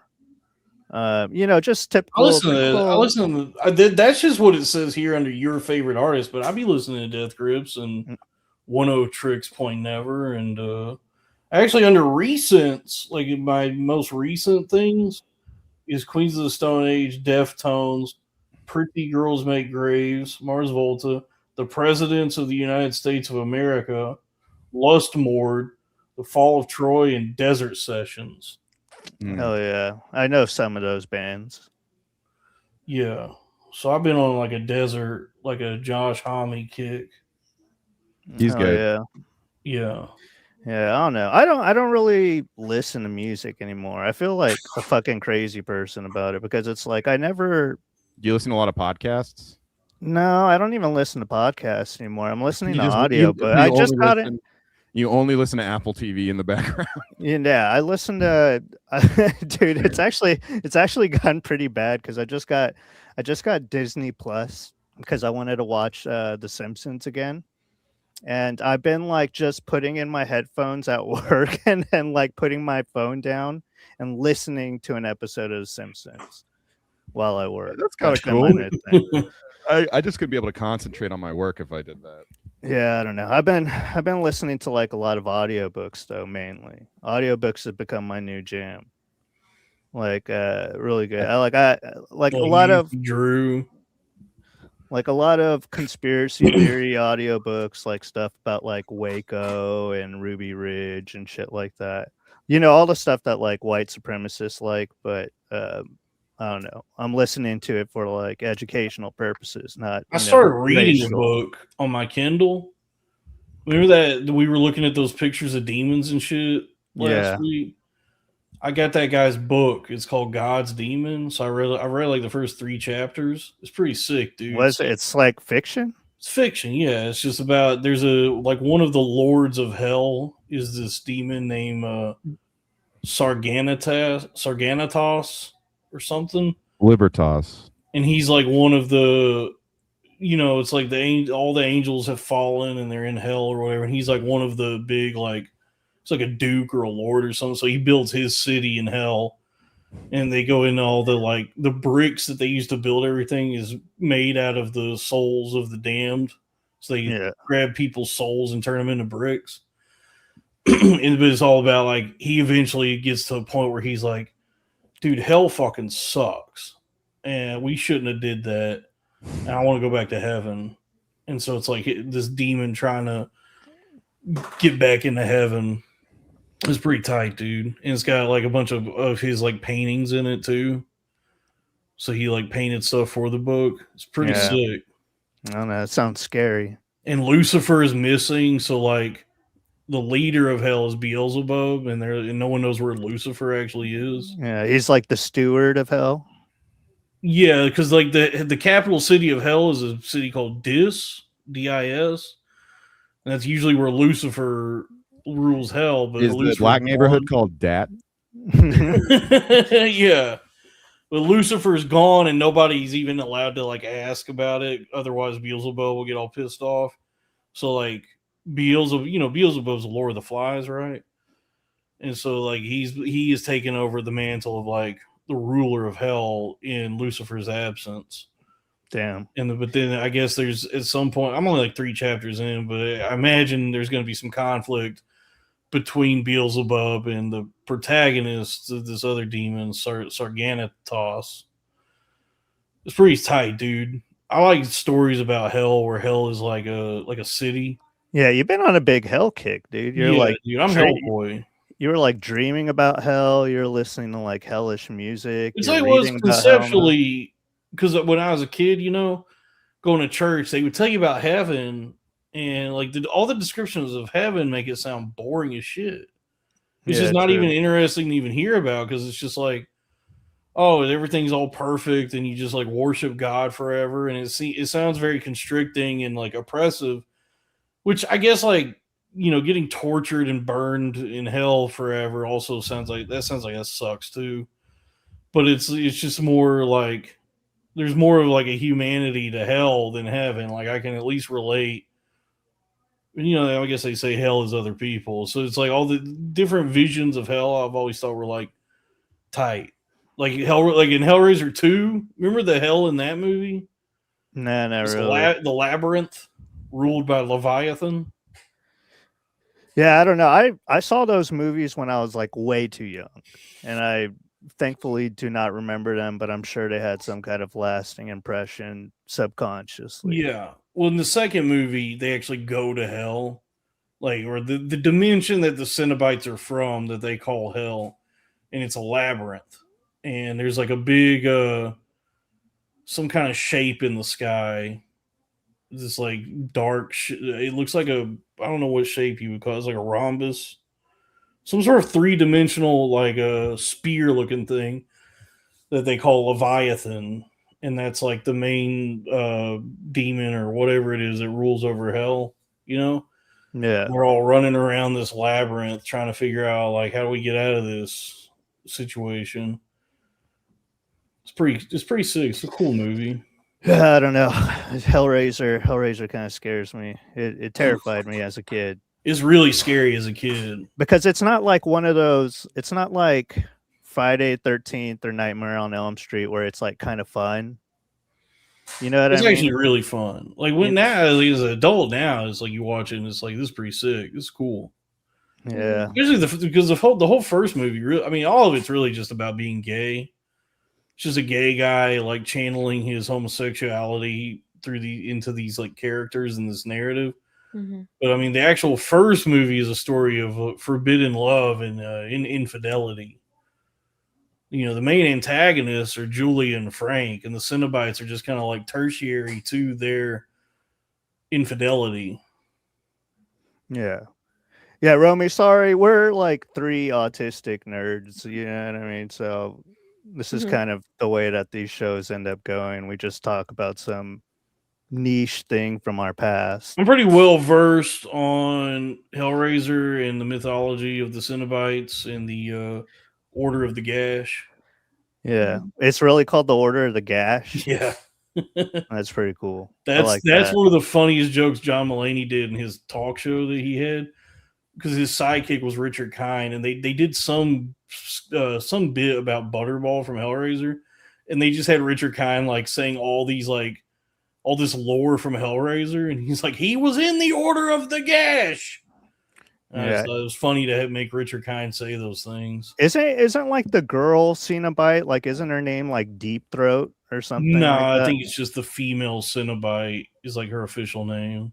No, I thought it was Deep Throat for some reason, but now that I think maybe I'm just but her throat is like splayed open and pinned to her neck, and it looks like a vagina. Oh, okay. Well, that's cool. Yeah. It's kind of like the people who smoke too much, but Yes, I am. I am Butterball. Everybody, actually, I got my Butterball glasses. If you want to see, the chat. Oh hell yeah! I'm Butterball. Yeah, I've been thinking about getting like those clip-on Matrix glasses. You need to get those over the head, those snake The glasses. snake, dude. I really do want to find those glasses. I actually went on kind of trying to look for them, but I could not find them. I'm just trying to get some like Matrix. I was trying to find some Riddick goggles. I want some Riddick. Oh, Dawn, like you would look ridiculous in one of those. I don't care. Yeah. I want some Riddick goggles. yeah, the little arc welder goggles. Yeah. Yeah, you would look. Romy, pretty you ever tight. seen Riddick? No. You ever seen Pitch Black or the Chronicles of Riddick? Yeah, you're not a big Vin Diesel Riddick. guy. I'm 24. Oh, They're still making Fast and Furious. I remember him in The Pacifier. that's a good one. What about the Tooth Fairy? I Was think he that in was that? a Rock. That was That a was Rock. Wasn't he in Tooth Fairy 2? No, that's Larry the Cable Guy. I don't know. I'm Oh. not a pedophile. Wait, Larry the Cable Guy was in that movie? Yeah, I he think should he might have have been been. credited as Larry the Tooth Fairy in that movie. Yeah. I didn't know you. I didn't know you were only 24. What about 6'7"? I have seen The Princess Diaries. Great films. Yeah. All right. So being 24, do you think like black and white movies suck? No, I mean, my parents are older than their late 60s, so I definitely grew up with Twilight Zone, Casablanca, things of that nature. What about Yeah. black and white relationships? That I'm against. Well, that I find yucky. yeah. Well, It's unnatural. you're It aligning. just doesn't look so good. Yeah. I've seen Practical Magic. Yep, I've never even Yeah. seen that. that's a good one. Practical Magic. I've seen Impractical Jokers. I've also I knew that was coming. And that's a cool show. It's like, what if Jackass was scared to do Jackass stuff? Yeah. What if Jackass was Jewish? Yeah. What What if one of the jackasses raped and everyone just didn't talk about it and just kicked him off the show? I'm surprised that one of them hasn't been brought down for something, It's right? crazy He- that they made it hush hush, but he kind of was. Well, who? Joe, he just like left the show. And no, like, that's Impractical Jokers. I think Drew, Oh, you were saying the Jackass. Jackass. the Yeah. jackass guys seem pretty all right. Yeah. Yeah. Yeah, it's funny that between those two things, Jackass and Impractical Jokers, the one that has like guys who might have raped or done something inappropriate is Impractical Jokers. Yeah. I mean, what did that guy get busted for? He was like messaging underage girls or something. Joe Gatto. Like many Yeah. Italian. Well, I had actually heard about that before. Yeah, just like through broke. some- Joe, get your Well, no, ass there out was. of I here. mean, people. I knew someone who like had his agent, and they're like, "Oh yeah, I guess he like raped on a cruise ship or something, and it's gonna come out." International waters, it don't count. So yeah, they like. But then there was like all these DMs that kind of brought him down too, I guess. But yeah, it sounded bad. Yeah. But I think I mean it must be legit because then it did happen that he just left the show mysteriously like a month later. We got to go on a cruise. Yeah. Not to rape or nothing, but Well, that's all allegedly, and what is it, scuttlebutt? Yeah. I don't know if I ever want to go on a cruise. Damn, I miss having I a want to girlfriend go and on being. that. I miss having a Foyd and being tapped into gossip and drama. I Yeah. knew so much about who raped. Yeah, I miss having a Foyd too, man. We need to get back on the hunt. Yeah, I agree. Yeah. It's I want to so go on easy- that it's so easy icon to of the avoid. seas. You know what I mean? Until you feel really Yeah. sad and lonely. Yeah. And start ruminating and idealizing the past, but also recognizing that You guys are going to think I'm crazy for what I'm about to say, but if you're feeling like really lonely and it's causing you a lot of anxiety, that you're not with a Foyd right now, as you say. Are you gonna say just get married? No, I was going to say one of the things that can help alleviate that is meme coins. That's okay, cool. Because when you have an irresponsible amount of money invested in something called testicle, that's going to take up too much of your like mental real estate for you to even worry about girls and like being lonely. You're just going to think like, what am I doing? That's so funny. Why And am you I know, doing this? And they'll just keep you distracted. But then here's the thing: if it hits, now you have enough money to go get a girlfriend. Yeah, I thought you were gonna bring up the Pepe. I was really hoping. Oh that yeah, you and were the you were picture gonna of Pepe. share. I mean, well, Yeah, Pepe and meme coins are kind of intertwined. yeah, true. You could invest in Pepe. Actually, Drew, you could buy Pepe.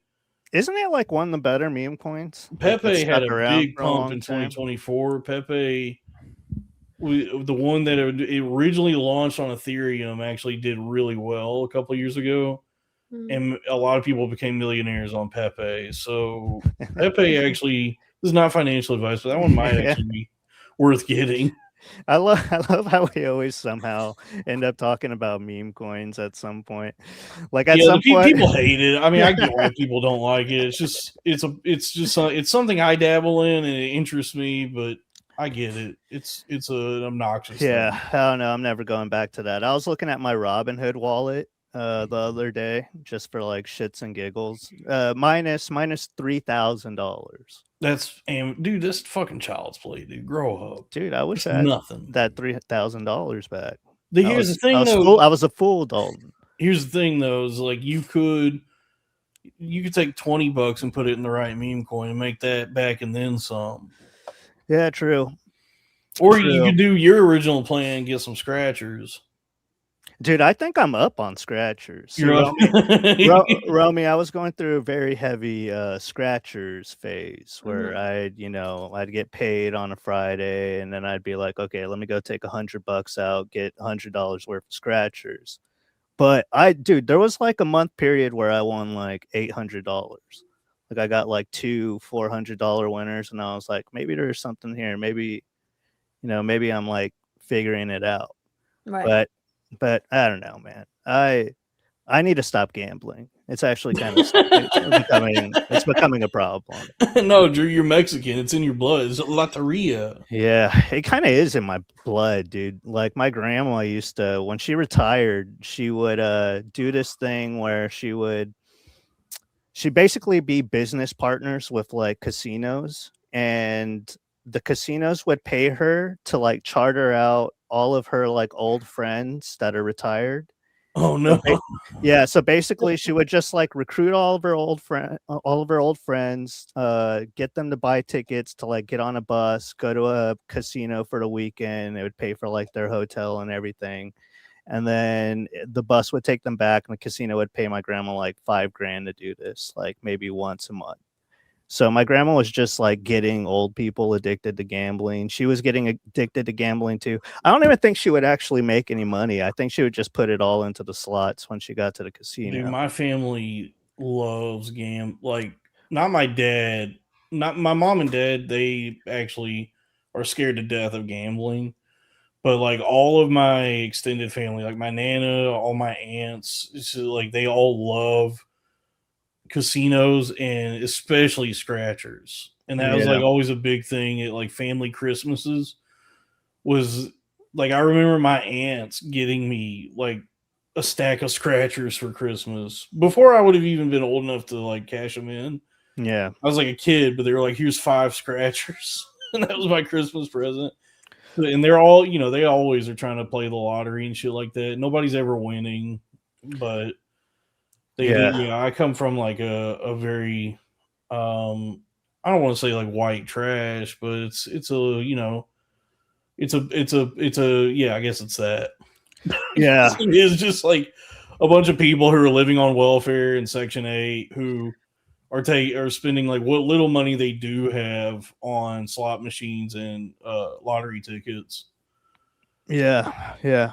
My mom's side of family is like pretty, like not trash at all, but my dad's side of family is like complete fucking trash, like Mexican hillbilly trash, dude. I remember one time I went over because I never really used to interact with my dad's family at all. And I remember one time he was like, "Hey, let's go see like your grandpa and your cousins and stuff." And I was like, "Okay." And I went with them to my grandpa's house, and like they're poor. They have like like two generations of like family members living there. And I didn't know it until I got there, but I have like these cousins that are like identical twins, and they were younger than me. I was probably like 10 around the time. They were like 5 or 6 years old. I remember one time I was like going to take a piss, and I saw the identical twins both sitting on the toilet at the same time, completely naked, shitting together. And I was like, what the fuck's going on right now? Escape the shit mountain. Yeah. And I was like, Dad, I don't think I ever want to come back here. It's actually kind of not my thing at all.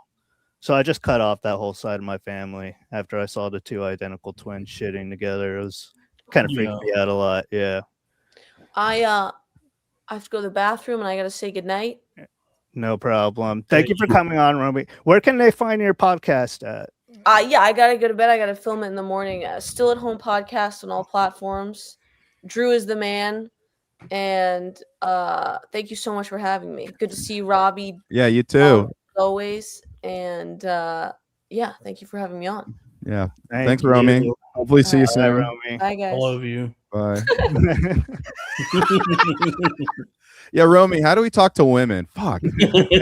Well, at least we got the meme. At least we got some meme coin chatter in there. Yeah, she did not seem to.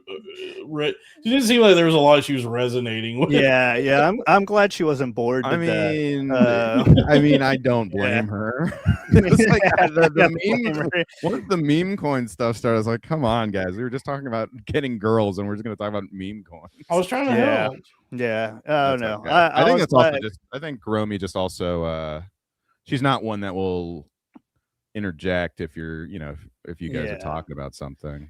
Yeah, I wrote Romy rules. I thought, I was like, I need to get a Foyd on the show because it's been a sausage party, and then we bored her to death with scaring the hose conversation. I'm sorry, guys. That's all right. I think it's also a hot tip for broadcasting, and I need to work on this too. Is like engaging a guest, I guess. Or not just talking about dumb bullshit. What were you ending there with?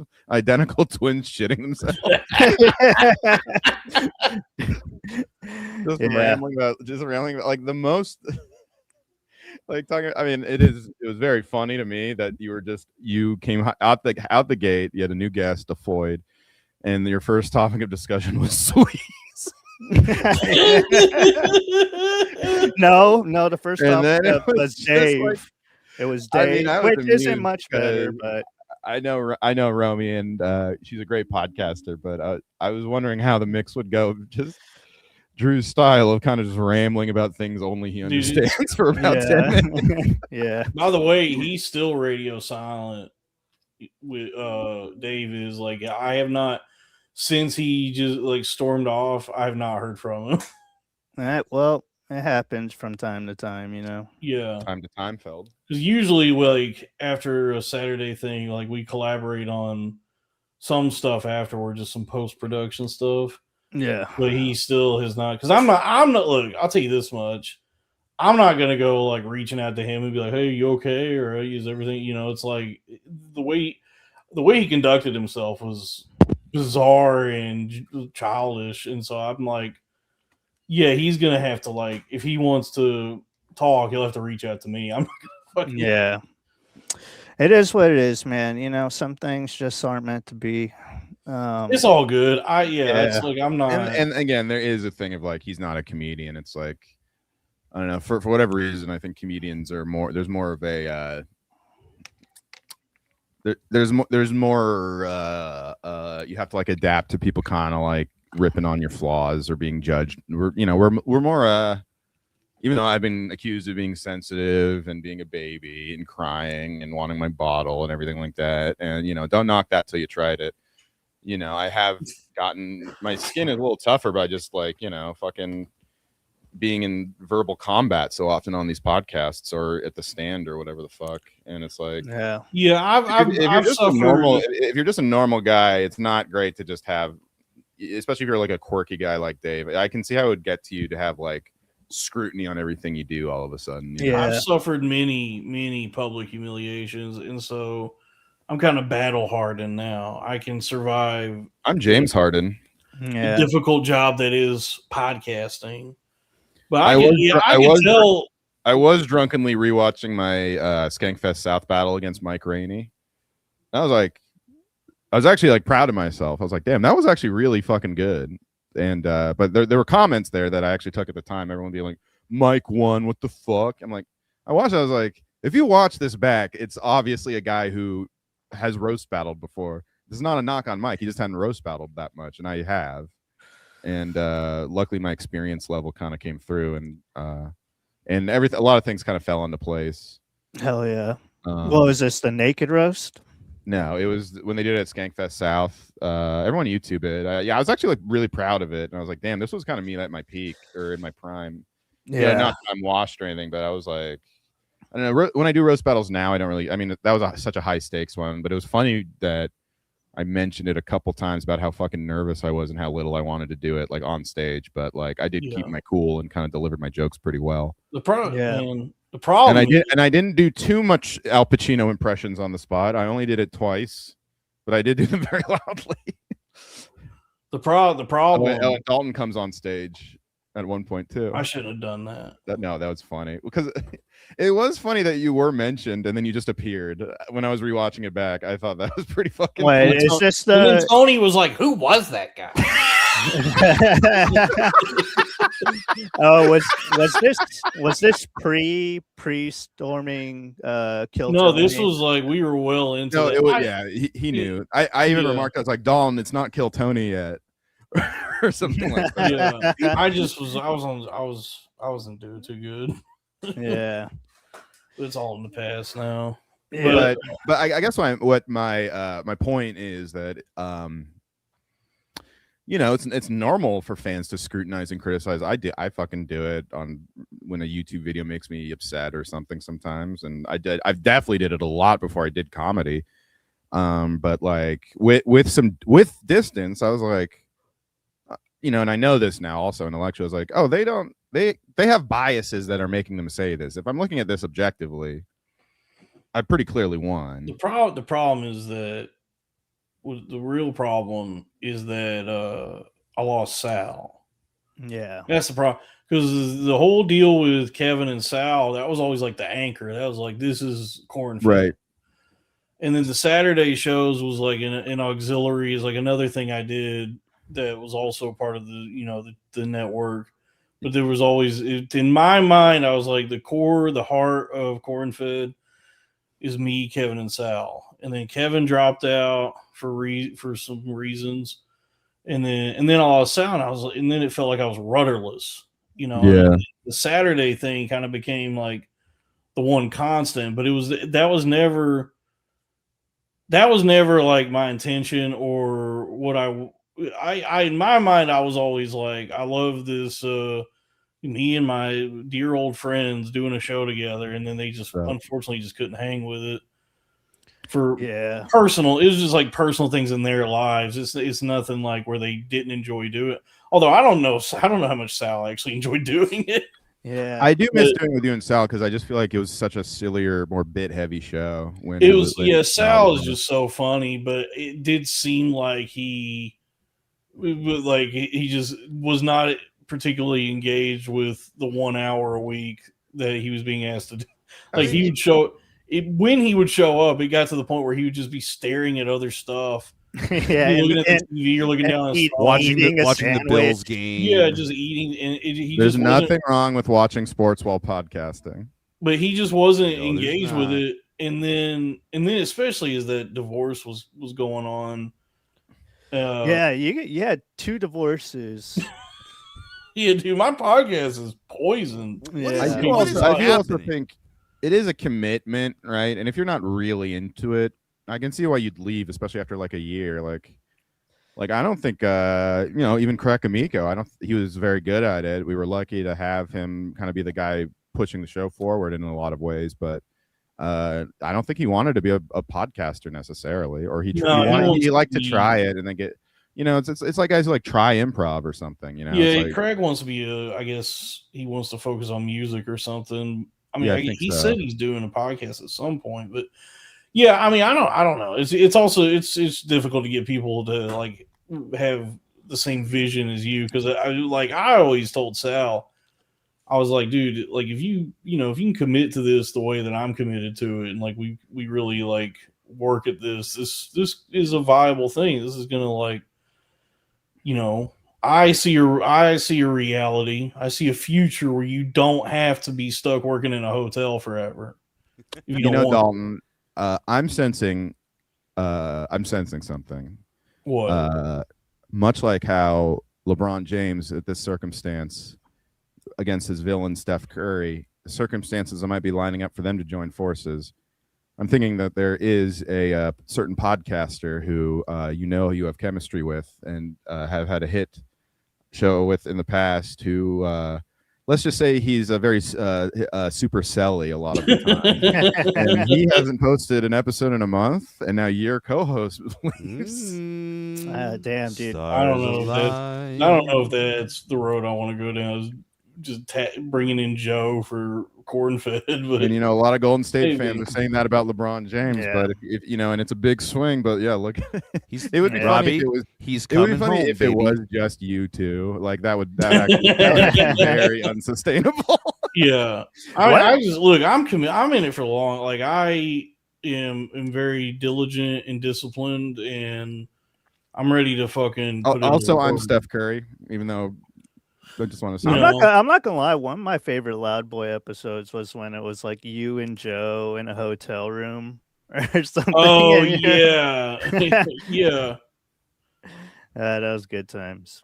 Anyway, but it's hard for anything. It's all very nascent. How do you say that Yeah. word? Nascent. Anyway, it's everything we're all doing right now is all relatively recent. These are very young endeavors, and so it takes a little time for things to take shape and manifest, and Rome wasn't built in a day. materialize. Romy wasn't built in a Rosner. Yeah, that's true. And That's so a good point. but it's also is with anything in life, it's important to remember what Bruce Lee said. Yeah. Bing bong ching chong. How How about Bruce Almighty? He said be like water. And I think Bruce Almighty would be like, be like water. And then he'll just get real cartoonishly noodly. Yeah. I'm doing karate. Damn, dude. I just threw my back out doing All Chinese then. Damn. I think about that all the time though. It's like, yeah, Chinese men? you gotta just be like water, just be able to go with the flow. Yeah. Boxing. I do think of you, Dalton, as being very fluid. Like, Yeah. I mean, You know, pissing and ejaculating. Gender yeah. fluid. Yeah. Gender- My You're hands gender are fluid. weapons. They're like a gun. What did Bruce Lee say? What didn't he say? they're that all the time? they're Like, registered weapons. Yeah. Transmission fluid. yeah. Is there a way to It's as funny a they people got upset about the Bruce Lee depiction in Once Upon a Time in Hollywood. Because I went back and watched some Bruce Lee clips, and that he kind of talked and sounded exactly like that fucking scene. It seemed Well, pretty- I think it was like Asian guys were mad about it because they thought that it was like trying. they wanted him to win the fight. Well, they wanted him to win the fight, but they Which also is so thought it child. was. That's like wrestling brain. They- It's a they also- scripted movie. But they also felt like it was depicting Asians as like weak and inferior to like the white guy. Now, when you No, spend a it- lot you of think- when you first of spend a all- lot of time on Asian masculinity, like I do, the Asian suburbs- guys, dude. Asian guys are so mad online about like fucking everything on the Reddit ones. They must actually have small penises. Not all Yeah, I Asian don't guys, know. but there's a very loud section of Asian guys online. well, But the whole point of that scene, which all those people missed, is that it was to establish the ending of the movie. And first of all, it was a credit to Bruce Lee because the whole thing was like, this guy was this easygoing guy actually was so sick at combat that he beat Bruce Lee, which makes the ending make sense, or it establishes that logic that he could like kill the Manson family basically. yeah. How did Bruce Lee die? He like overdosed accidentally. Or something? Dragon ate him. Yeah, dragon. Right. Dragon ate him. Yeah, that's how he died. Yeah, he think entered. so. He entered Typical the Chinese dragon. death. Typical Asian way to go out. Shit. I can't remember how. Yeah, the triad. I think the triad's. Yeah, he assassinated. got You know involved what? He with the forgot to triads. return the last talisman. Yeah. Actually, Wait, too was that much. Jackie Chan Adventures? Too much PP. Yeah, the villain from Mortal Kombat took his soul. Oh yeah, Shang Tsung took his Shang soul. Tsung. What's Yeah, up? It's me, Shane Sun. Shang Tsung Gillis would be pretty Yeah, hey, funny. me, Shang Sun Gillis. What the fuck is Schultz doing here, dude? Your soul belongs to me, dude. Perfect. Dude, your soul's kind of gay, dude. Your soul might be a potential homosexual. Damn. You want to fight me without a shirt on? That's gay. Yeah, I'm. You know what I mean? Like something that Shane taught me is that I hate seeing people succeed. Yeah, seriously. It's a problem. God damn. Yeah. I'm a very jealous guy when it comes to I'm not happy for y'all. It should happen to me instead. yeah, exactly. Yeah. Me like water. Smoking. Yeah. You know what sucks, dude? Jesus is like Christ, Robbie. What, Bruce Almighty? Pet detective? I'm about to enter the dragon. Hi. Yeah. Honestly, a martial arts movie sounds like a great Jim Carrey thing. You know what I mean? He should like do a martial arts movie as Dr. Robotnik. That'd be great. Oh, that might be what Sonic 4 ends up being.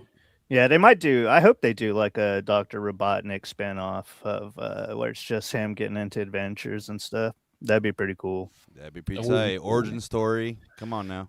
Yeah, I don't know. I think Jim Carrey should come back. Did he get canceled or something? How come he just kind of like fell off? Or He kind of retired from acting. There's like a documentary about it. He's like finding himself, and he only does fucking Eggman. yeah, he's like quasi retired. yeah. I remember reading something about him where it was like he was dating this girl, and I guess that he has like he has a couple STDs or something like that. As And we then all he- do. And then he gave the girl the STDs and like didn't tell her that he had them. And then he broke up with her, and then she killed herself. And his like he wanted to go to the funeral or something like that, and his family was like, please don't go to the funeral. He shows up to the funeral, and he like was one of her like people that like lifts the casket. Was that called pallbearer? Yeah, he like forced himself to be her pallbearer, and everyone kind of shit on him after that. But I don't know if he got canceled. I don't know. I kind of like when people get canceled. That's a fun thing to read in the news, where you're like, all right, what did he do? And then you just go on the Wikipedia because it's up there like 5 minutes after the news breaks. That's what I like to do. So Bruce Almighty, how does your sparring circling back? How does your sparring equipment fit? Like a glove. Okay. A Yeah. boxing glove Wow. specifically. Wow. Yeah. Wow. What a performance. So you like it, Bruce Almighty? I like it a lot. Oh my god. I love how the take on Bruce Almighty incorporates just every Jim Carrey character. Oh, Chinese then. Yeah. Brew Healy. Oh shit. Yeah. That's something that's right up your alley. This is like the perfect character for you. So you're telling me there's a Chinese? Ah, damn. Yeah, I was a That's big Jim good. Carrey head as a kid. Oh yeah, dude. Literally, still today, that's that fucking scene where he's trying to get out of the robot rhino's ass. Oh, is the rhino's ass? Oh, Yeah, classic. I will cry laughing at it every fucking time. yeah. And that scene in the first one where you find out that Courtney Cox is trans. It's not Courtney Cox. No, it's the other lady. That's not Courtney Cox. No. Laces out. And Is if I it don't like- see you, good afternoon, good evening, and Zaijian.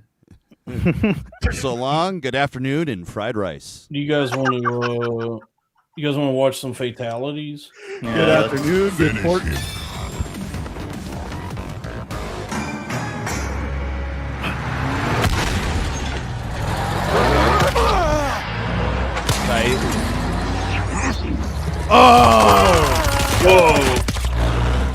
So sick. I love autism. Fatality. T1000 wins. Damn, dude. Damn, dude, that was so sick. This is tight.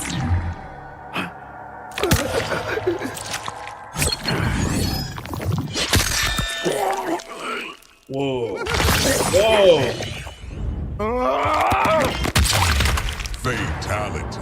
T1000. Why is there a little old lady? What's with Chinese the little old lady? No, that's just Graham cheering him on. Good job, sweetie. You're doing great. Whoa! Animality. Don't miss the ball T1000 bag. Wins. Did it have the baby ones? Oh, Conan! Animality. Conan.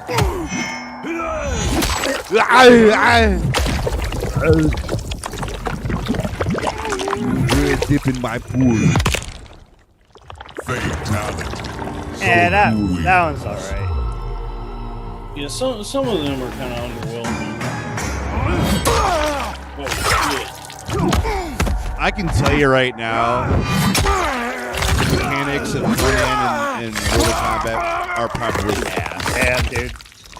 Fatality.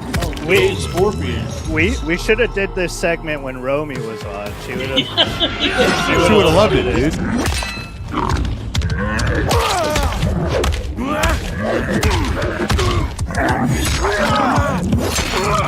Jesus Christ.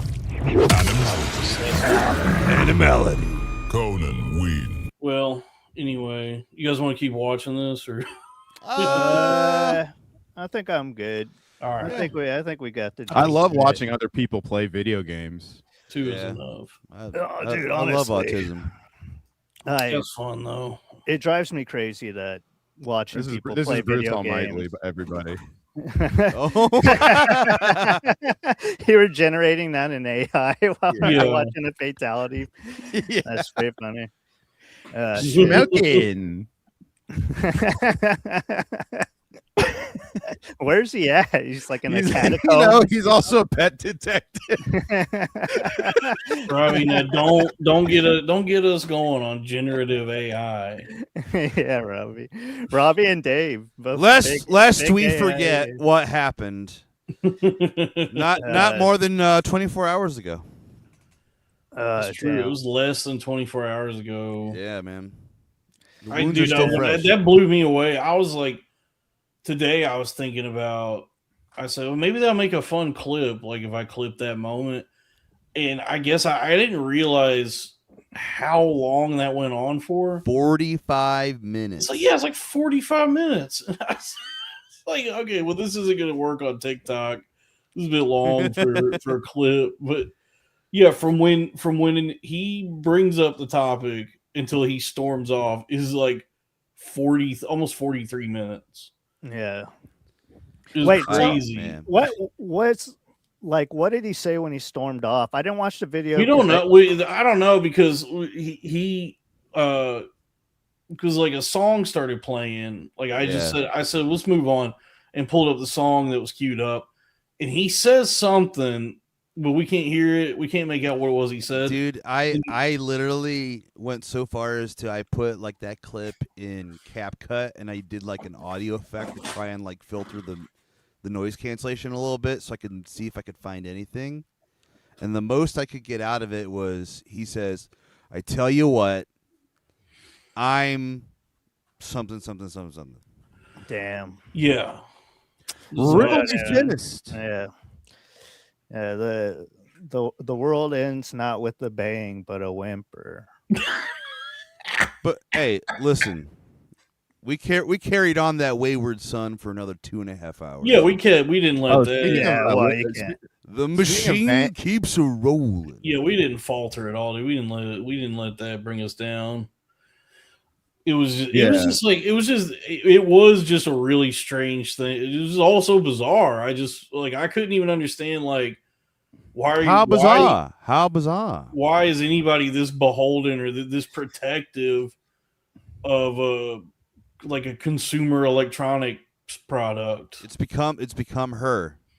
I guess so. I guess it's becoming people's identities because they get so invested in it. Like We love AI. I don't know. It's all computer. And I mean, It's I all was even just computer. trying to make the argument of like, it doesn't bother me that the ways in which people want to use it in their own lives. Personally, I don't really see much need for it for any of the things I like to do. Like I just have never felt like I really need to use this like the generative AI stuff. And then it's like I don't. It's like I was telling you guys where it'd be like if somebody told me if somebody said to you they don't like to play video games, and then you start like screaming at them and being like, "You don't understand. PlayStation is awesome." I honestly, Fuck you. if somebody said that they didn't like video games, I might get that way. I'd be like, all right, well, get the fuck out of here. But you understand that's irrational. Yeah. Well, no, I think what's happening with AI is like because like when it started getting pushed out and it became more available, like all the big like tech accounts that people follow, they would be like, look, here's the thing with AI is that you're either going to know how to use it and it's going to make your life a lot better, or you're going to get left behind and you're going to be like essentially like a boomer who doesn't know how to use technology. So I think like a lot of guys like took that message and they are making like the use of AI and trying to integrate it into basically everything that they do all day, like part of their identity. You know what I mean? It's like, that's actually probably exactly what it is. Yes, that actually sounds like a very salient thing you just it's like I don't know, I think they look at it as like having like a pit boy on their arm or something like that. I always thought when I would hear that like this AI is going to come through and take away all the jobs and render you obsolete, so you either must adapt or die. I thought that was just like really odd marketing from the AI companies. I was like, this is how you're going to sell this to us? Yeah, they sold it by being like, this is, you know why I think they do that is because the printing press. They're basically saying like, so you guys are going to need us. You know what I mean? But their sales pitches, everything that scares you about this is what we're working toward. We are going to bring forth the end of times, the end of days with this technology. And that's why you're going to need it. And I'm just like, we are death destroyer of everything. Yeah. Well, I think it's a fucking Oppenheimer thing of like, and by the way, my eyes see Oppenheimer. But I think, I don't know. I had a thought. It is a thing of them being like, well, the Chinese are going to do it, so we need to have good ones too. I would much rather new Cold War. I would love for like, hey, wake me up when we have a cold stone. Yeah, I gotta have it. I've never said that about AI. I've never said I've got to have it about AI. Honestly, dude, I prefer soft serve. Soft serve is better Based. and actually serve is lower calorie too. It's like it's such a like it's so such a treat, dude. It's such a treat, and it feels like hard serve and soft serve are two like entirely distinct, separate things. Like I don't even register hard serve ice cream as even the same treat. You know what I mean? Like and I just have always thought like soft serve though it is like technically more artificial, I've always thought it was the superior ice cream dairy Yeah. treat. It's way better. Flaccid ice cream or nothing. Yeah, dude, nothing makes me happier than when you find a place that has a self-serve soft serve machine where you could just go nuts with it, and I'd be eating like 6 ice cream cones. Yeah. Damn, dude. I haven't had I ice mean, cream. I think that's not. Frozen yogurt's fucking good. I don't like that everyone turned on frozen I yogurt. go vanilla and then chocolate and then swirl and then another vanilla. Didn't it turn out that frozen yogurt isn't even better for you? It's like just as bad. Yeah, I don't know if anybody. I think ever that was a actually- Seinfeld episode. I think it is technically better for it, but it's like it's still dessert. It's not like They healthy. call it froyo. Yeah, it's like frozen yogurt is We took it to the. There's fat. Frozen yogurt is what if soft serve was $20?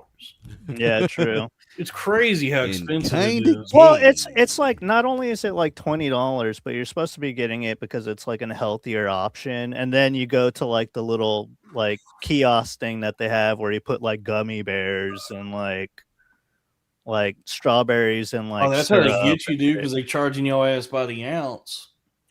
Yeah, I don't know. I don't know how much healthier it is when you're putting gummy bears on it afterwards. It It's doesn't definitely really- not healthy. That's Still that's worth it. actually that's Still where they worth get it. you. That's where they get you is the toppings, especially when they weigh it, because those things weigh a lot. And Yeah, so they're dense. They have Yeah. dense. Yeah. Frozen yogurt do be having cool flavors. Like you can go to like a 16 handles. That's what And they I'm got like saying. They got like a pina colada flavor. They got a key lime pie. Yeah, I'm saying if you're gonna get soft serve, I think it's pretty much just as good. I mean, there are some. Y'all get me. There's nothing better up right than like a good vanilla soft serve. Maybe a hot fudge sundae vanilla soft serve. Or Yeah. Vanilla is dip. good. But I'm saying if you want, the flavors though. You know what I mean? Yeah, I don't know. Oh, yeah, if you want the flavors. If I'm getting something, I'm getting like a banana split. I'm going all out, dude. Shit, dude. You're going classic. Yeah, you got to get the split. You're getting the banana split down at the soda shop. My favorite is my all-time favorite dairy ice cream confectionery treat is at Dairy Queen, the peanut butter parfait. Ooh. Which is hot fudge, Spanish peanuts, then vanilla soft serve, and then hot fudge, Spanish peanuts, and then more vanilla soft serve. Take them to church, and Dalton. then topped with hot fudge and Spanish peanuts. It's kind of like a soft serve lasagna of fudge, peanuts, and ice cream. It's so good. $5 current with inflation, everything is more than it used to be. So right now, a peanut butter parfait will run you about $5. It's the best ice cream treat anywhere. Oh yeah, dude, you kind of had like a little bit of a preacher's vibe right there. I know. Oh, I get it, dude. I'm passionate. I was in the spirit. I felt it in the room. Dude, yeah, the Holy Spirit moves through me when I be talking about Dairy Queen. Yeah, I was about to start speaking in tongues. Yeah, a steak finger basket. I was about to start sampling with my tongue, dude. A steak the finger delicious basket, ice cream. cherry Powerade from the Coca-Cola Freestyle machine, and then for dessert, a peanut butter parfait. Dude, I may have convinced my girlfriend for a way in the future a road trip to Texas strictly to try steak fingers, dude. They're good. Did you ever have them in your high school cafeteria? No, because that's the only other place I remember like serving steak fingers. This sounds incredible. Is high school lunch, but it's also one of the items on the menu at Texas Dairy Queens. And they have a 4-piece and they have a 6-piece. So it comes with the steak fingers, give it the ranch, French fries, a slice of Texas toast, and piping hot white cream gravy. Damn, it's so good, dude. Oh fuck! Oh fuck! Oh fuck! You guys when you talk about ice cream, you sound like Philip Seymour Hoffman and fucking happiness. You know what? Because that's joy right there. That's fucking happiness. Dude, I'm still scarred by that movie. I was like, damn. I'm gonna go on Zach Amico's Midnight Spook Show. We're gonna watch a fun, scary movie, And then He wanted me to book Happiness for some reason, which is pretty funny. I mean, I was honored. It was fun to do. But, yeah, and I didn't know that neither you or Clay had seen it. yeah, I didn't. But that made it even better, honestly. I hadn't seen it, and I had no idea what it was going to be about. And I thought it was going to be the movie where like Philip Seymour Hoffman's wife dies, and he starts huffing glue. But that turned out to be a completely different movie. I was like, I guess that's kind of funny. Philip Seymour Hoffman huffing glue, and then no, that's not what the movie was at all. No. I like that it's actually much darker than that, but also he's maybe the most likable character. Yeah, He's just such a likable guy. But hey, you know what? Cooper Hoffman is also pretty charming. He is was that good. his son? Yeah. And he was good in fucking Licorice Pizza. Yeah, that was. Was great he like movie. the young boy? Yeah, he was the main character. Oh, cool. Yeah, I haven't seen that. I guess the co-lead more so, Alana Haim. I think she's hot. Like obviously, I do she too. Why all these people bagging on her? obviously It she's not did the really hottest woman listen, ever. But I'm a Danielle Haim girl. Okay. yeah, I like all of them. I think they're hotter when they're together. I was You know what I busting mean? a damn gut at that one tweet that was the picture of Taylor Swift and her at the Knicks game. And it said, "Duh, thanks for taking me to the big game, boss." That was I funny. fucking love that meme, dude. That was really funny. Hey, boss. She looks like Megan Bitchell, but without the titties, of course. yeah. Oh, Megan Mitchell has Mitchell's got some titties? great tits. Bitchell? Oh, yeah. I was thinking of the other Floyd Mitchell that has we some talk fucking about. dense. Oh, heavy Ivy angles. Wolk? No, Barnett, Oh. Barn Dog. Barn dog. So I was like, I don't Do you think so. Mitchell has those, like, you know, where the titty meets the like the chest here, That little separation. where it's like where The valley. No, just like where the titty meat, Like the starts to get- uniboob? no, where the titty meat begins to get flush with the chest, like where it starts, the hang starts. Do you think Megan Bitchell has those stretch marks that are usually there? I don't know. I've definitely No. never looked up her leaks, so I have no idea. I feel like she'd be somebody that would like put on like coconut fucking oil or Because something. look, like I have an example of what I'm talking about here, Drew. If you Alright. want to throw this up. Yeah, let's. So yeah, if you take a look at this lady, like you see what I'm talking about, where in these Oh, beautiful. quadrants, right there, like at the top of the titties, where Yeah. it starts to meet the chest, you see these these stretch marks. Yeah. Dalton wants to kiss every I single like one. those. I Yeah, think I that gives I the like when a titties- girl has stretch marks. To be Mhm. honest. that gives the titties some character. Yeah. Mhm. Little personality. Yeah, These titties have a story to tell. Yeah. They Yes. have lore. The story is I'm Yo, Dre, I got something to say. That's her titties. Yeah. Saying that. Stretch marks are like the gray hair. Ooh. Yeah. Titties. it's refined. Yeah, It's, My girlfriend's getting some gray hairs right now. It Come gives, dignified. it gives them Yeah. it gives them character, you know, like when your shoes have creases. Exactly. Dude, I'm starting to get some gray hair. Like maybe like a month ago, I was like pulling out like my nose hair. I pulled out nose hair completely gray. I was like, It's yeah, time. it's over. Unfortunately, it's over for me. You have no idea what is coming. yeah. Dude, I And you want to have go no idea gray, what's dude. coming. If I could wake up tomorrow and just be like a fucking just Gandalf, I'd be Yeah. so stoked. It's Yeah, happening. Gandalf is cool. It's Yeah, it'd happening be so rather tight. quickly for me. I got told a you couple now, little the turn of the grays in tide. the old beard, but that's about it. I got some on my head. I mean, I am sure we all have them on our head, but I'm starting to see them more frequently. now. I actually don't have any gray hairs yet. Not I don't not have any gonna gray lie. hairs. Do you guys Yeah. ever feel ridiculous? I've got when- great skin and great hair.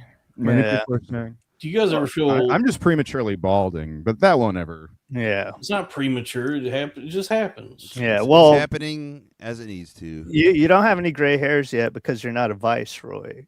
Once you once you become a viceroy, you get the gray hairs. Okay. Hey, I got a question. Do Now you, this is a guy with great head of hair, no gray. Damn. Yep. There- Dalton's got a question. One alleged. Oh yeah, I got a question because this is something that happened to me recently. Kind of. Do you guys ever feel ridiculous when a movie be making you emotional? Oh No, yeah. that's what they're designed to do. 'Cause yesterday I just was remembering Finding Nemo. I wasn't even watching. I just was like thinking about it, and I started getting kind of choked up. Oh, dude, no, those movies make me cry. That's Which like the one- only wait, time which I one? cry. I was just like thinking about Finding Nemo. I just was like remembering watching it as a kid, and Yeah. just remembering like when he gets reunited with Nemo, and No, dude, my thing is always father son shit. That shit always makes me kind of emotional or tear up for some reason. Yeah. Like Big Fish got me for sure. oh yeah, Dude, But whenever I basically- cry or get emotional, and this actually happens to me a lot. This is gonna sound so gay, but when I see Broadway stuff, that will really weirdly make me emotional a lot of the time. But I don't feel embarrassed because like, well, this is what they're supposed to do. This just means this is a good movie on some level. Yeah. It's like like the whole point of a movie is like manipulate your emotions. So it's like basically being like, I can't believe I fucking cried. That's like being like going to a magic show and being like, that shit wasn't real. oh yay. You know, it's like I paid for something like this. I cried during fucking Click, okay? And I don't. Yeah. Come on, Click is a now. bizarrely sad movie. It is, Yeah. and That was a bait and switch. That was like that movie rug pulls you because you go into it thinking it's going to be this absurd Hey, use the remote. fantasy comedy. I got to find the clicker. Hold on, I'll rewind to see the titties bounce. Hey, it's me, the doctor from Luigi's Mansion, Dr. E. Gad. Wow. I got a fever, and the only prescription is a magic a remote. Remote control. It's a remote control. Well, we have to try it to make the girls' titties. But then, then it's like, then it turns into like Christmas Carol. Yeah. Yeah. I never actually watched. Oh no, buddy. It gets kind of sad now. I pressed fast forward so long I became a fat man. Yeah. I actually never watched Click. It was like the first Adam Sandler Click, movie click, where I boom. was like, Oh, radio, stereo. I actually think Click is really good. I think it's You like know what's prime, up, Dalty? it's Yeah. prime Sandman. I love Did Saliva. that come out before or after the one where he inherits all the money? What was that one called? Mr. Mr. Deeds. Deeds. Yeah. That was Deeds. post Deeds. Yeah, I Sneaky, think that's sneaky what it Deeds was. is not a was good one. because Deeds- Deed sucked, and then I was like, all right, well, this next one just features like a remote on the cover, and I think that's Yeah, what well, turned me up. the marketing was not great. Dude, you know what's so funny though? Is I got a DVD of Punch Drunk Love one time, and it like the cover was like that beautiful shot of them kissing in the shadows with the beach. But at the very top it had Sandler, obviously from the Click poster, but just like with a little round circle around him, and it said the Adam Sandler collection. The Punch Drunk Love Adam Sandler collection. Punch Drunk Love is one of those movies that get me tearing up. That is actually an incredible fucking movie, and Sandler should have won an Oscar for that. It took like 5 good performances for the Academy to be like, actually not the Academy even yet. It took Uncut Gems to be like, actually he's a pretty good actor. It's like, he done been a good actor. Yeah, what else? He did another Y'all didn't see serious the movie Meyerowitz around then. story? Herbie Halloween. Come on, man. Didn't he do Spanglish around that time? Oh, yeah. Spanglish is not a very good movie, but he's good in it. His serious ones, Hustle, he's actually very good. That's a good performance. Wasn't he like in an action movie in the early 90s? Yeah, he was Bulletproof with Marlon Wayans. That is Yeah, not. that's right. Yeah, it's a fun movie actually. No, that's Yeah. because it's super early Sandler when he's really silly. Yeah. Sneak some silly shit in there. Dude, I just watched Bad Boys. It's a Bad Boys on, It's like a what's that fucking movie? Equilibrium. It's like the Equilibrium to the Matrix. Bulletproof is that to Bad Boys too. okay. I totally understand what you're That's saying. a perfect equivocation. Dude, Yeah. I just a couple days ago I was on the MGM Plus. Hustle and Flow was a good movie. That was a good ass movie. I was on Punch Drunk Lev. MGMT. Skullfuck. The movie is not called Punch Drunk Lev. That'd be a good movie, though. How about Punch Drunk the Monkey? Oh. Whatever happened to Punch? Yeah, he just fell off, dude. Yeah, Punch, Mudang. It makes me it actually makes me sad because this is also how America treats child actors. They just discard them. They do not care to keep in touch with their lives. They scarred them. Yeah, Punch is like a schizophrenic drug addict in LA now. Mudang's got a fucking opioid addiction. But listen, this is going to happen to the Rizzler. It's a 2-year ticking time bomb. From I don't think it's going to happen to the Rizzler. I do think it's going to happen to Big Justice. Yes, Big Justice definitely going to crash. I think Big Justice is far more susceptible to that, and he's already falling off as we speak. The Rizzler's still going hard, but nobody even. Well, the Rizzler is younger. I think people weren't as into Big Justice because he was already the age that he was already like 13. He's like 3 years older. Yeah, well, right.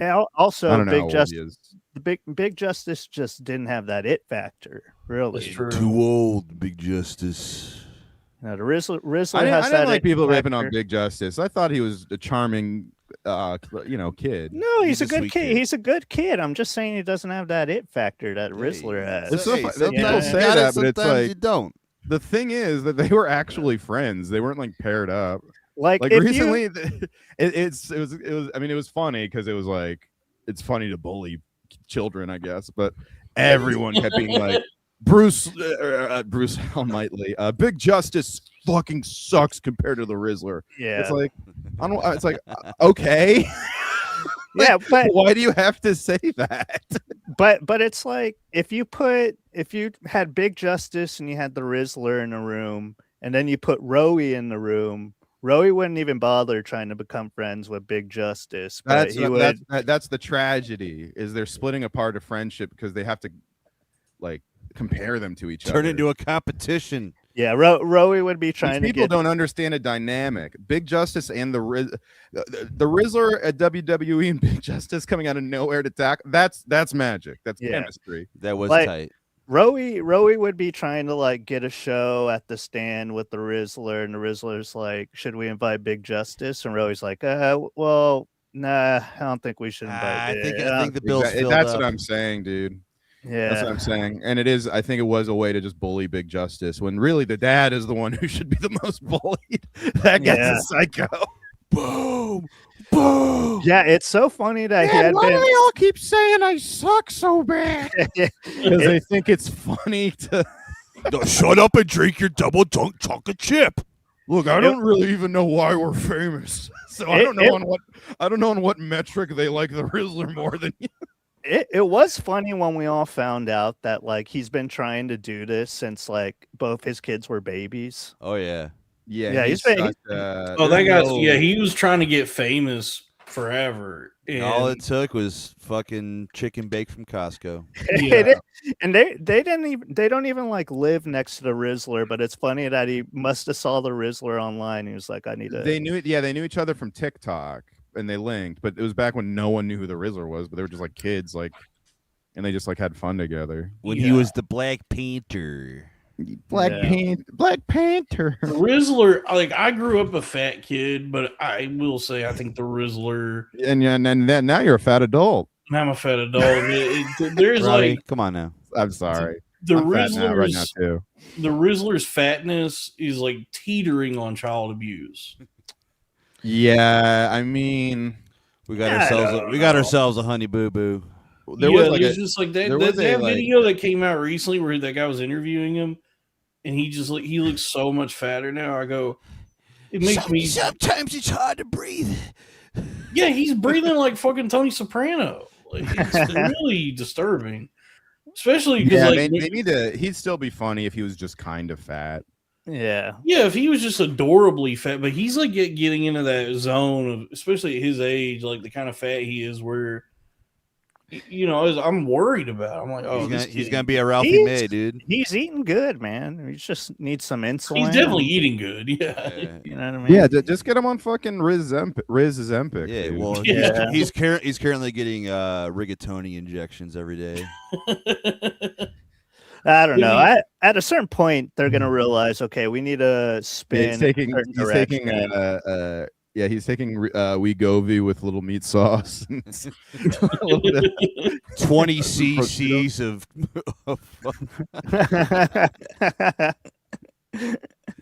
A joke that I forgot to tell as Peter on Thursday. So I'll tell it here just for longevity. Was Hi, Peter.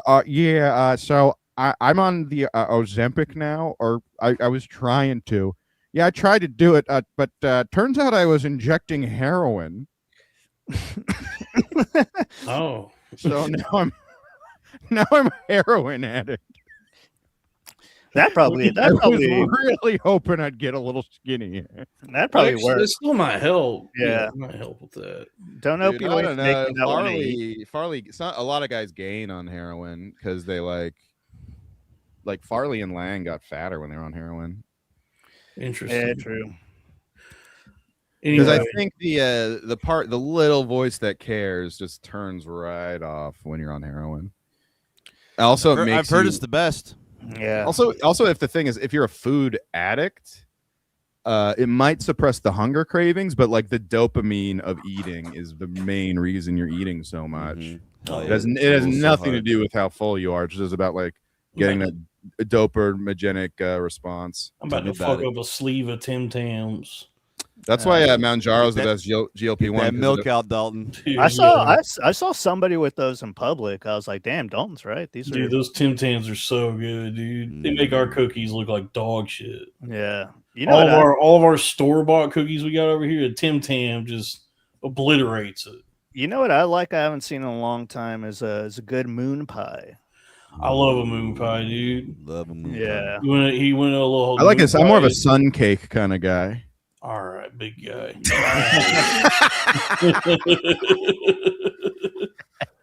That was a great response, Dalton. all right, tough guy.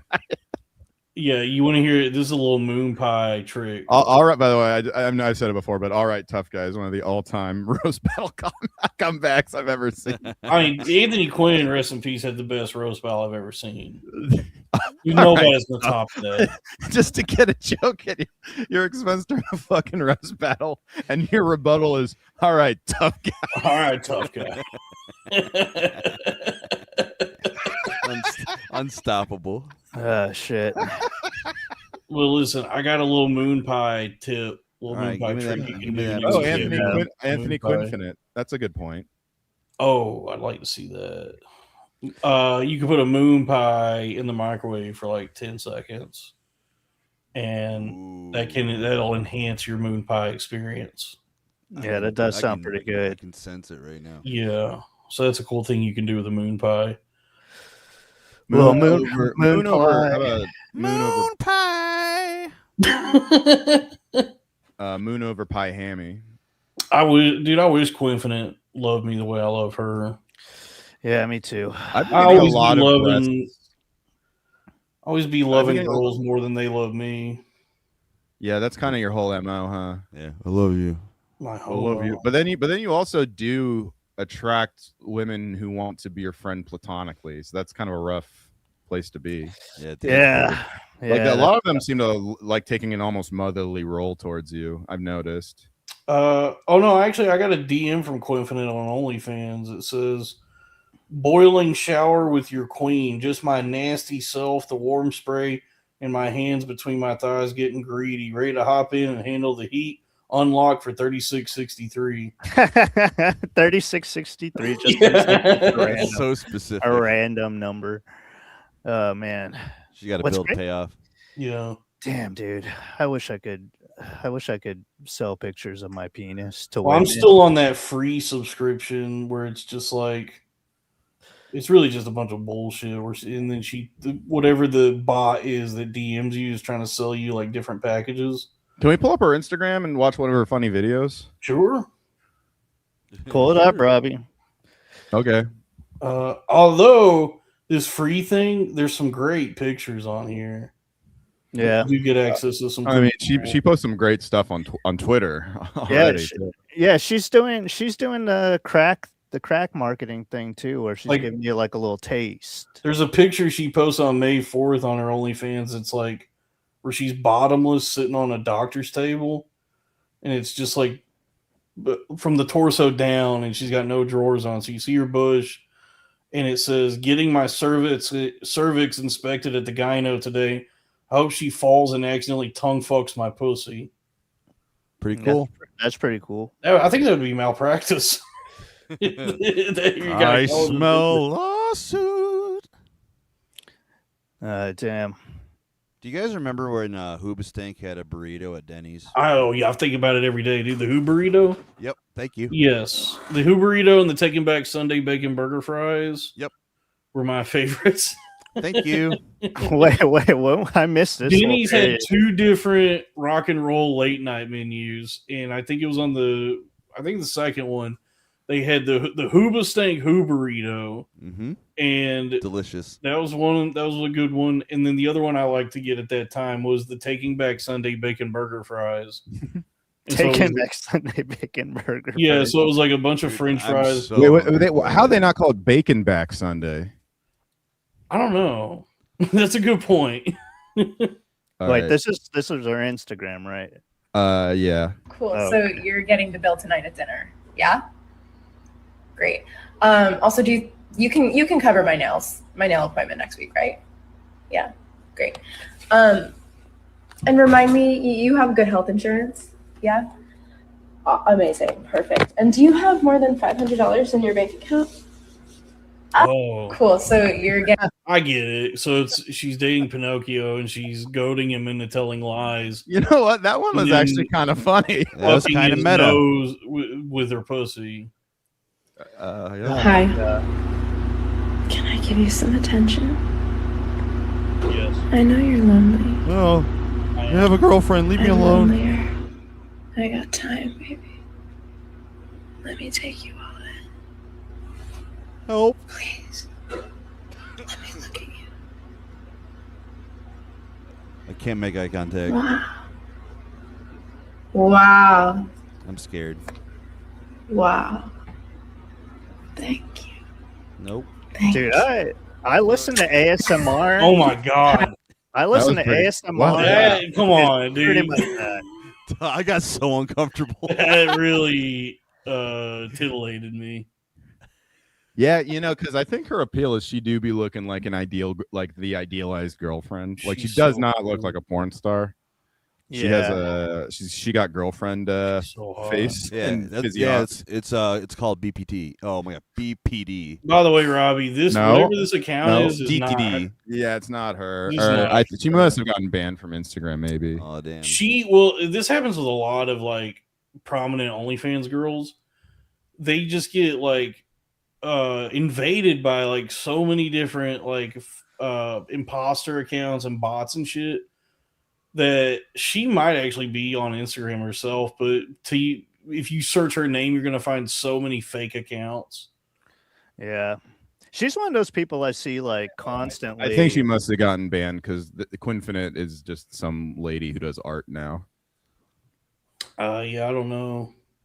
I mean, I But can't I believe she got do- banned. I really like those funny videos of her like tapping her butt plug on the. I mean, I can't imagine why she got banned. Well, from the she's platform. recently got That shit was diabolical, dude. yeah. She's Clack, recently clack, started clack, doing clack. anal. She is pretty smart though, because she is basically doing the OnlyFans version of Girlfriend Experience, which is like pretty Yeah, smart for her. I think It's a pretty lot in of vogue girls do now. that. Pretty smart for her.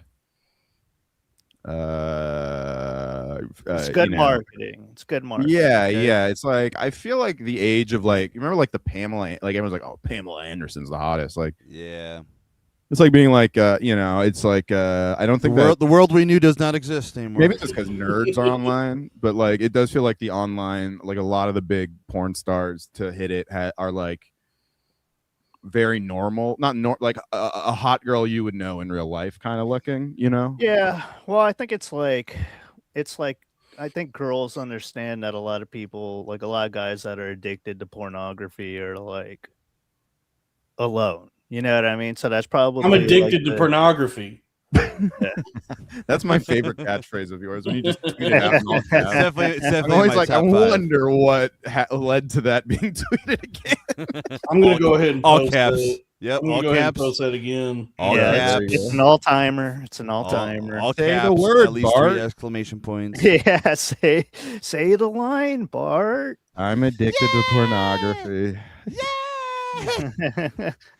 Guys, I actually have a really serious question. What is it? On a scale of 1 to Matt Marin, how's this looking?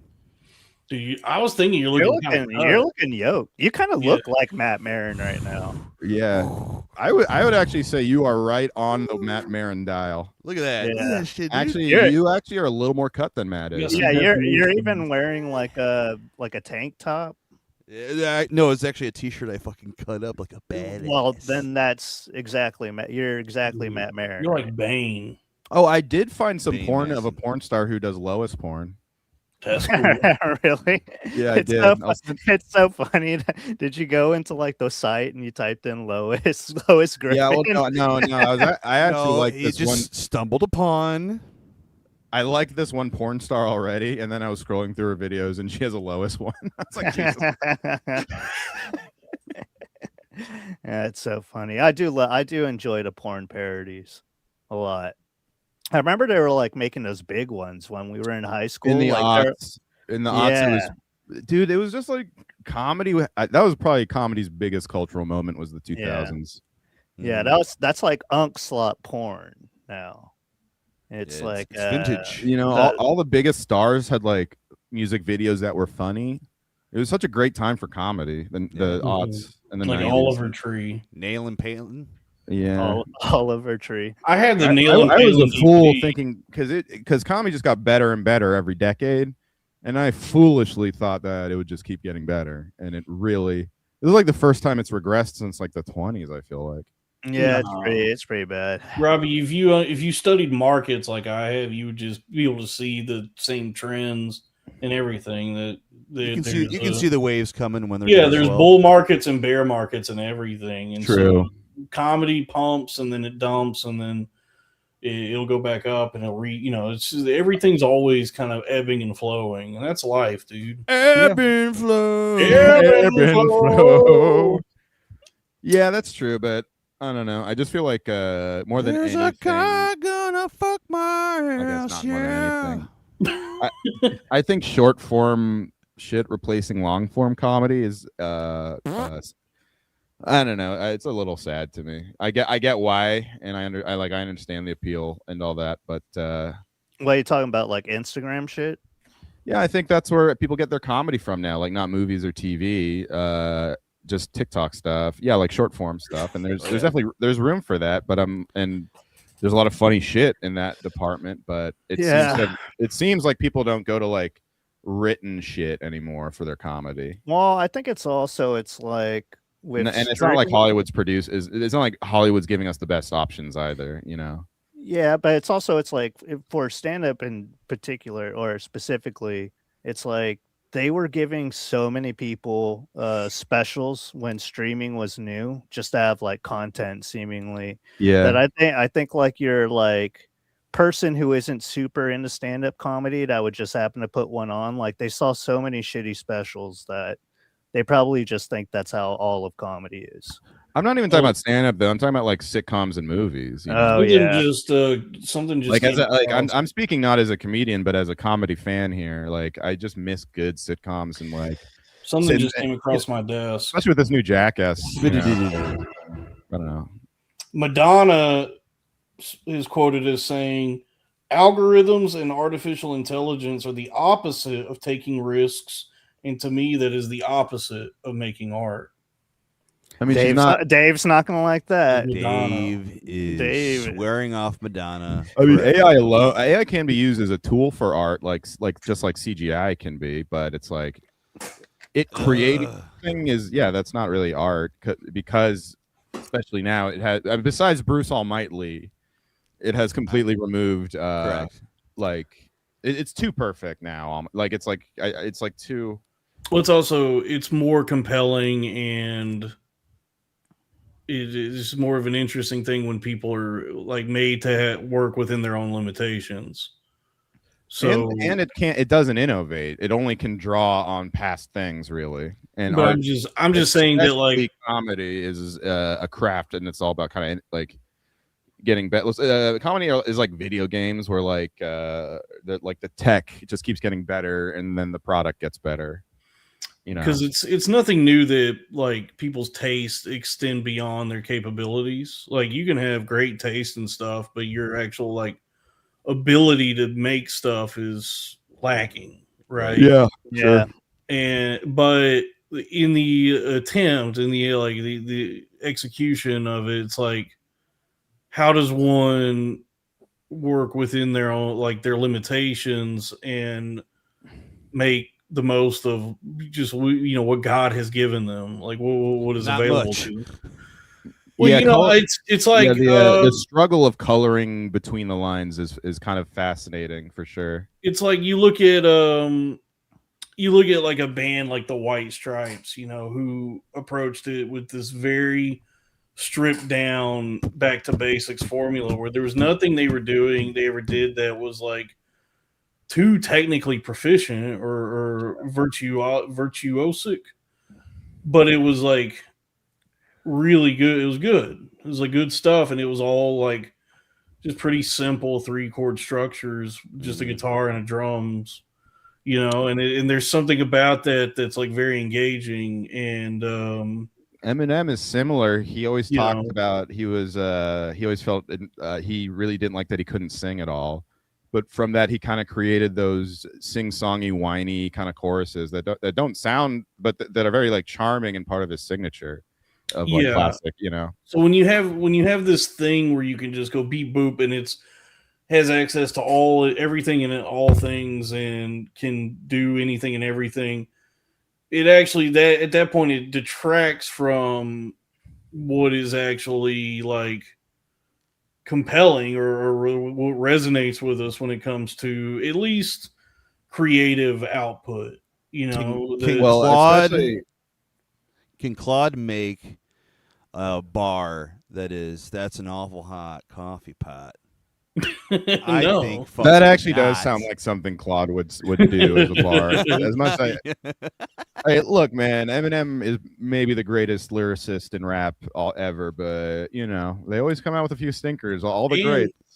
And even like technological limitations themselves, like not even like someone's ability, but just like the lack of technology that's out there has led to creativity that's like really cool. Like in the like what was it, 78, 79, when Sam Raimi went out in the woods with his friends to make Evil Dead. They had no money, and there wasn't even the technology for what he wanted to accomplish didn't even exist.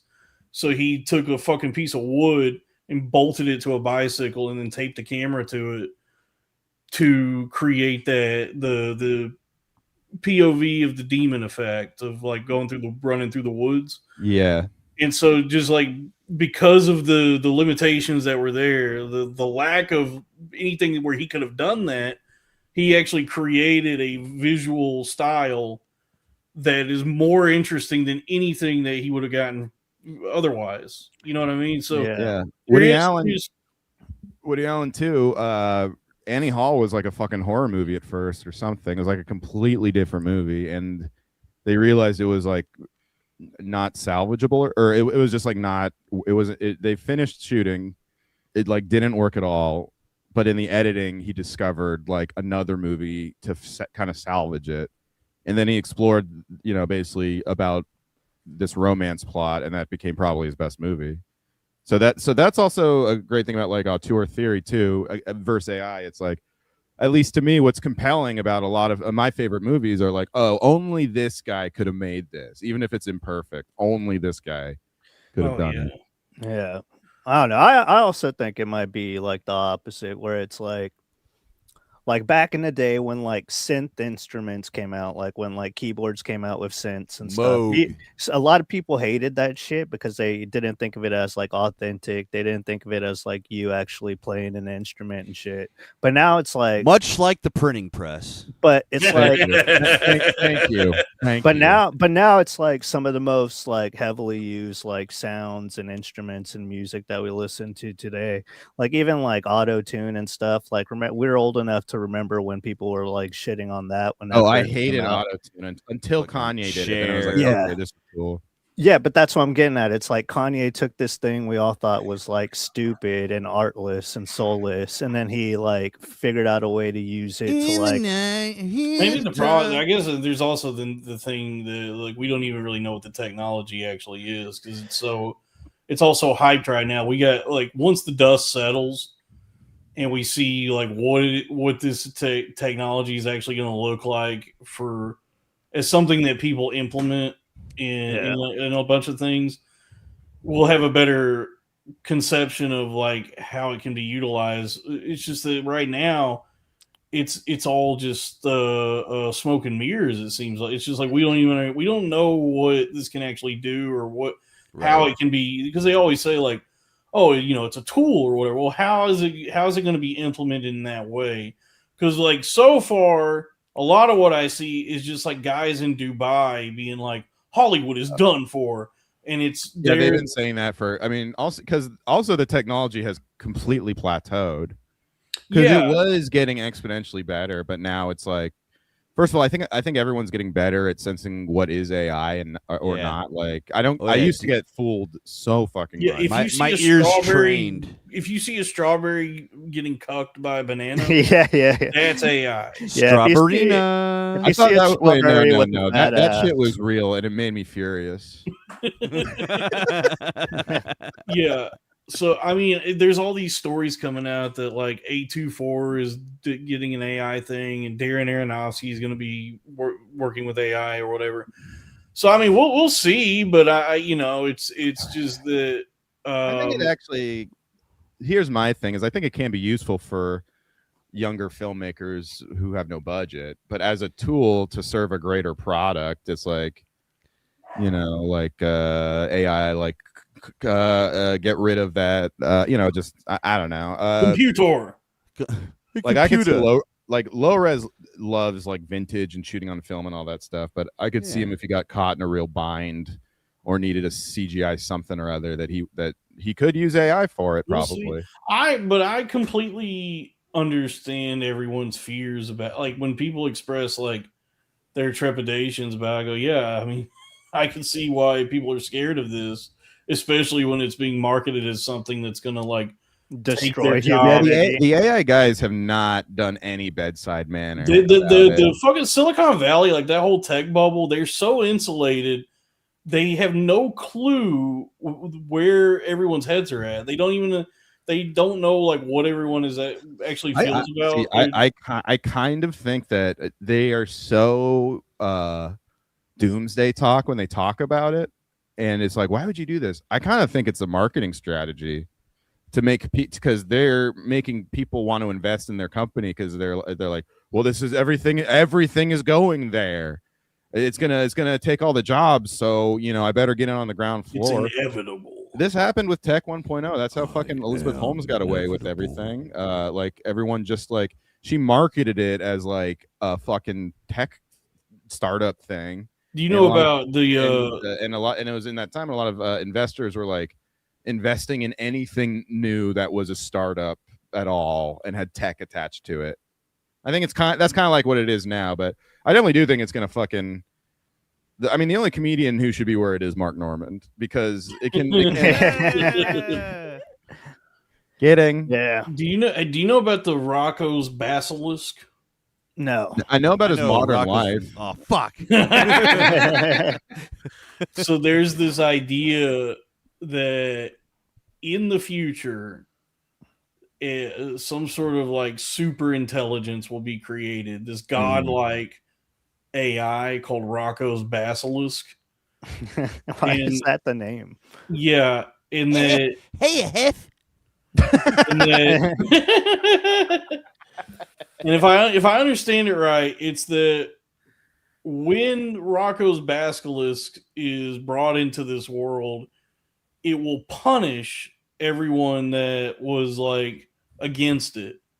So there's a belief amongst proponents of AI and these tech guys that they need to like show this thing that doesn't exist yet that they're on its side so that when it does exist, it doesn't punish them. Yeah, yeah. Dave's gonna be like Samuel Jackson in Django. Yes. Right. Yeah. So it's basically literally the joke of like, I for one welcome our insect overlords. Yeah. Yeah. It's I think I might be there also might be time travel involved somehow that Rocco's Basilisk does exist in the future already, and it's I'm gonna punish all of you, Hiff. It's reaching into the past, and that's why we need to like Rocco. I'm the Jewish turtle. anyway. Hey, Mr. Big Head. Yeah, it's a fun little like oh God, my glaciers. It's a fun little rabbit hole you can go down if you want the I think Rocco was a mouse, not a rabbit. he was a wallaby. He's a He is wallaby. wallaby. If you wanna be my lover, You gotta check out Wallaby my knife. lover. That's actually not a knife. This is a knife. You failed the test. Yeah. Australians are tight. You guys ever see Angela White? Oh yeah. Big fan. Big fan. They tried. They we tried love to an bring Angela back, White. They tried to bring back Rocco's Modern Life. No, they brought it was actually they did one special like They a one-off. dude, they trooned out. They They did troon did. out. It trooned Yeah. out. They trooned But out it was Rocco? actually Dude, you don't know It about was. this? Rocco Yeah. didn't troon out. It was It was one of the big heads. The big. I will head say this. kid. It is his modern life, and that is a part of modern life. the big head's kid who was Why like, are you wearing that skirt? the one that works in TV That was in such the a funny- special and the new thing she is a she now.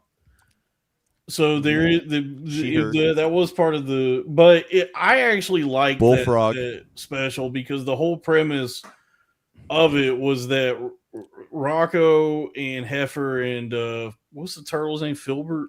Filbert.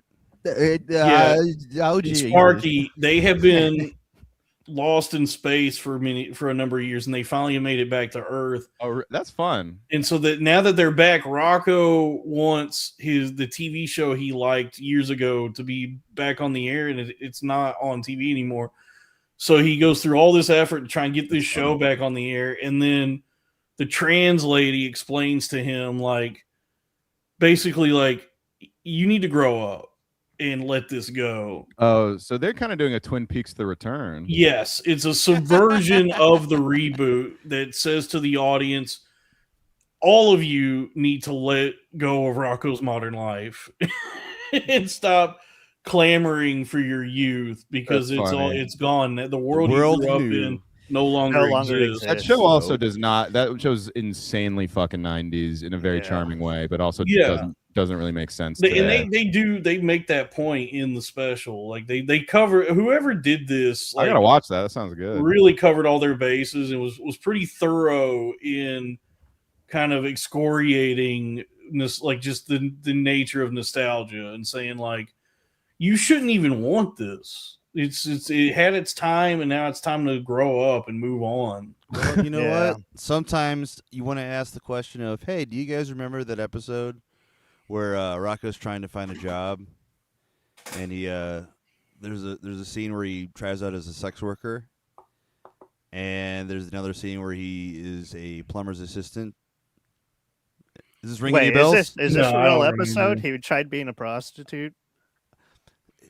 It was insinuated he was a phone worker, and he's like, wait, why did you ask me what I'm wearing?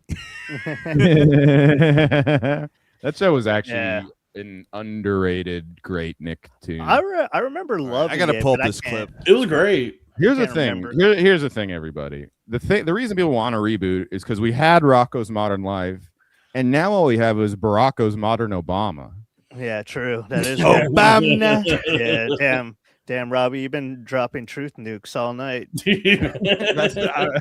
That's what I came here for. Oh shit! Are we gonna watch Citizen Vigilante? Oh yeah, I kind of did want to watch that when they posted it on Dude, Twitter. I love funniest low thing- res being like, this movie sucks, but Army Hammer is awesome. The funniest thing about all of this is there's no way this is what he wants to be doing.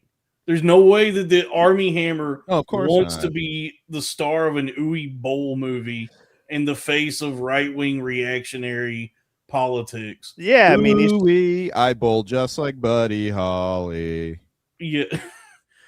I'm sure, I have a feeling that what Army Hammer would rather be doing is starring in actual Hollywood movies. yeah. And yet he's Okay, relegated Plumber's to this. assistant. Oh boy, Spunky. Plumbers make a lot of money. Hey, could you get that? Thanks a lot. Hey, could you get that? Thanks a lot. Hey, could you get that? Thanks a lot. I like that. Yeah.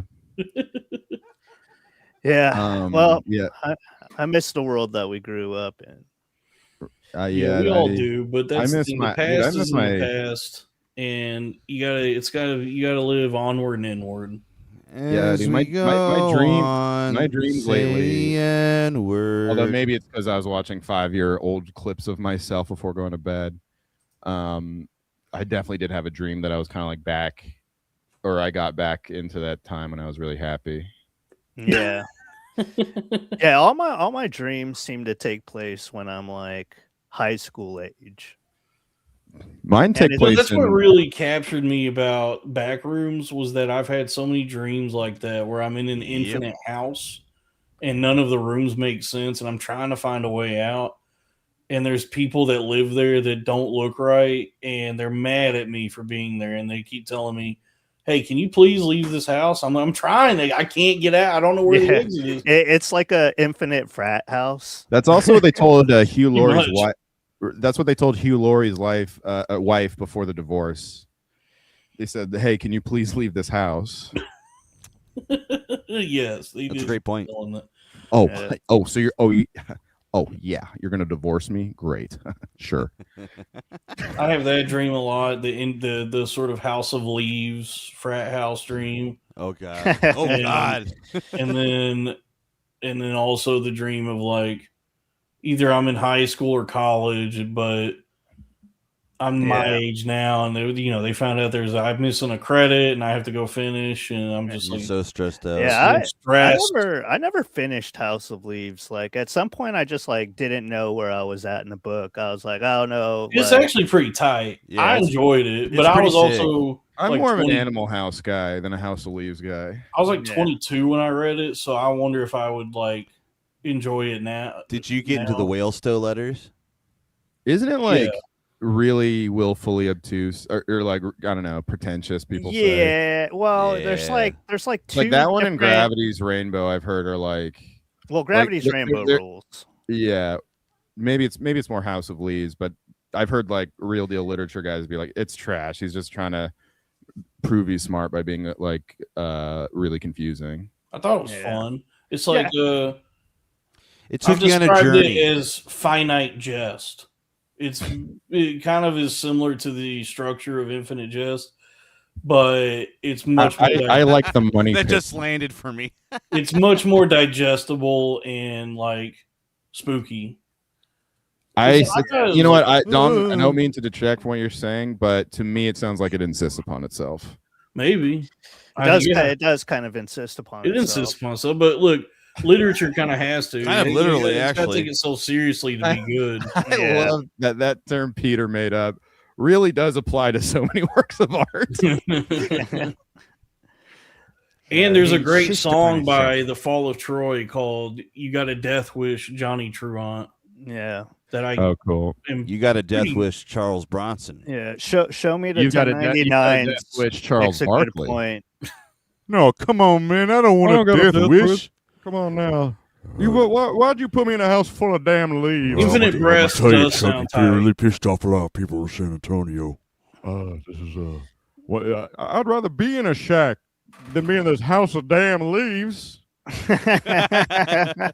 What is Leaves doing ever well? God damn. So Y'all never heard of a terrible. gardener? It's terrible, Ernie. It's dirty, terrible. dirty and terrible. I'd rather be down in San Antonio.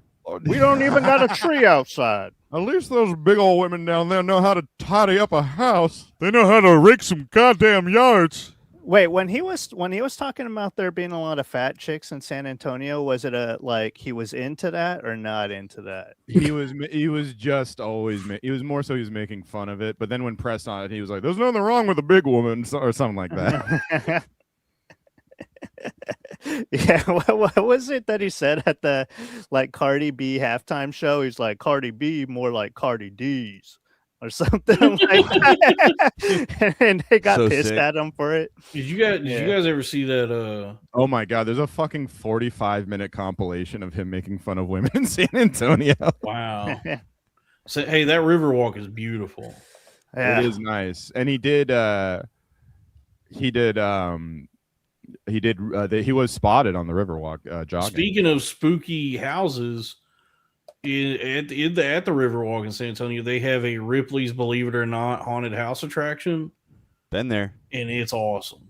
Oh, dude, yeah, I've been there. there. I've been Super there sick. too. It's not too far from the Alamo, if I remember correctly. What was it, Yeah, 20 minutes? I remember when I saw the Alamo, I was like, "This shit sucks, dude." I thought it was gonna be bigger. Honestly, forgettable if you ask Yeah. me. I don't even know if I'm going to remember this. There's shit. no basement in the Alamo. Damn, Did you dude, guys I- ever see that Doom 2 Oh mod? my or god, you know what Barkley said about Wemby?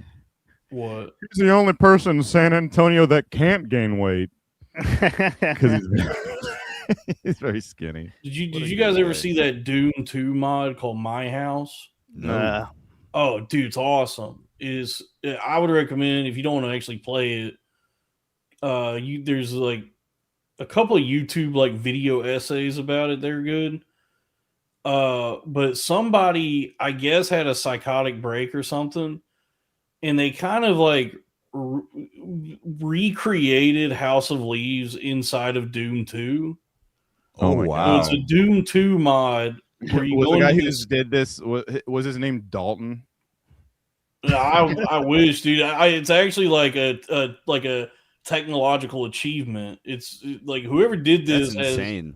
is like really talented, and it's so like intricate. And they even did something that technically is not possible in Doom 2. Like there's some sort of like the way they structured it. John Romero, the guy who created Doom, one of the guys, was playing the game on his stream one day, and he even was like, "Oh, that's cool. I don't know how this guy did that because the game is not built for you to be able to do what he did." That ain't our sandbox. Yeah, but it's pretty tight, and it goes into like there's all these like text files that give you like more backstory to the real thing. Like I could the fuck actual- with this. Yeah, it's pretty spooky, but it's pretty tight too because it's just like We this like really- spooky. It's this really in-depth, intricate Doom 2 mod where you go through this house and then it turns into this labyrinth, and then there's all it's crazy, dude. But the actual like story that reveals itself is also like pretty cool and kind of scary. Yeah. House of Leaves was pretty scary. Yeah. I don't know. Raphael wants to know which is better, San Antonio, Waco, or El Paso. Well, I can tell you, I've never even been to El Paso. I know it sucks, and Waco sucks. Waco definitely So sucks. San Antonio. San Antonio is definitely How- better. how Wait, there's familiar- fucking nothing in Waco. It is like It's it's a very college town, but literally it's just Baylor, and then Yeah. nothing And around it. El Paso's just kind of like Fresno of Texas. El Paso's just the desert. El Paso's a border town where it's like, look, it gave us the Mars Volta and had to drive in. That's cool.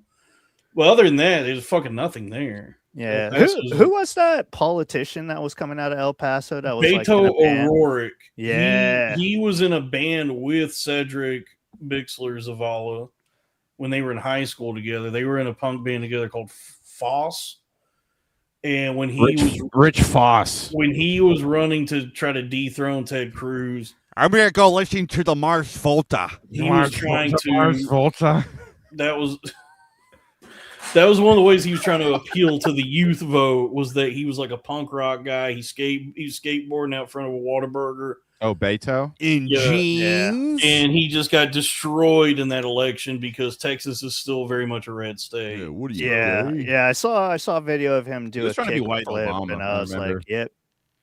But when This I was is in my college, Beto was the great white Latino hope for Texas. I remember like he was this like political rock star at the time that everybody thought like, oh, he's going to fix Texas. And at least if you were like a lib college student, that's where everybody heads were at. Yeah, But then I mean, he it must just suck 'cause Texas is so red that like he got. if you're a young libtarded youth, you'd probably like want your own Obama in that way. Yeah, that's why Austin was kind of cool for a while. It was like bunch of hipsters. Well, the fucking liberals who grew up in Republican areas of Texas forever, like finally got their own place to like be to live out. Yeah, but then Rogan. But now all the chuds. They didn't realize that the woke militia was coming, and stand-up comedians were where the woke yeah. I love that Joe. I mean, this has been said a billion times, but I love that Joe acts like he moved this red state, but he moved to the one liberal part of Texas. Oh yeah, I thought this was funny. Oh, mind for Weight Watchers. Why does every conversation about San Antonio eventually come around to... They have spandex in San Antonio. No, and Victoria definitely a secret. Oh, man. They can't wear no Victoria's Secret down there. It's a secret. He's so funny, dude. Yeah. This one. Oh, I know that woman ain't from here. They flew her in from Dallas. I guarantee you. Hey, those girls are not from San Antonio. Chuck's churros. From here. They flew her in from Dallas. I love that. When we come back, they can't do all them gymnastics and flip.